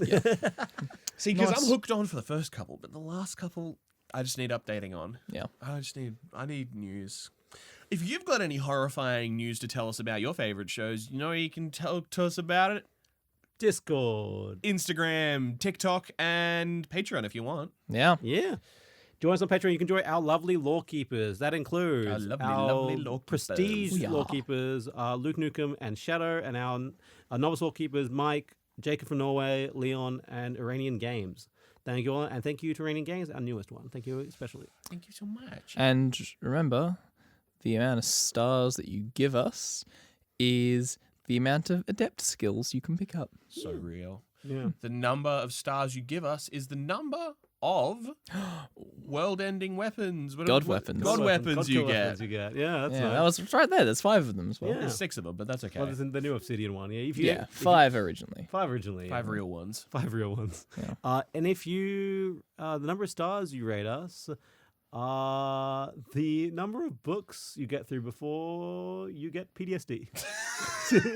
Yeah. 5 is the limit. 5's the limit. You 5 can't is go. definitely There's the limit. way Yeah, more than yeah, 5 yeah, books, yeah. That's where you kind of Fuck. get the first. oh, god Yeah. damn it. Fair Yeah. enough. And the best thing you could do is share with your friends, share the podcast. Kiss them on the lips.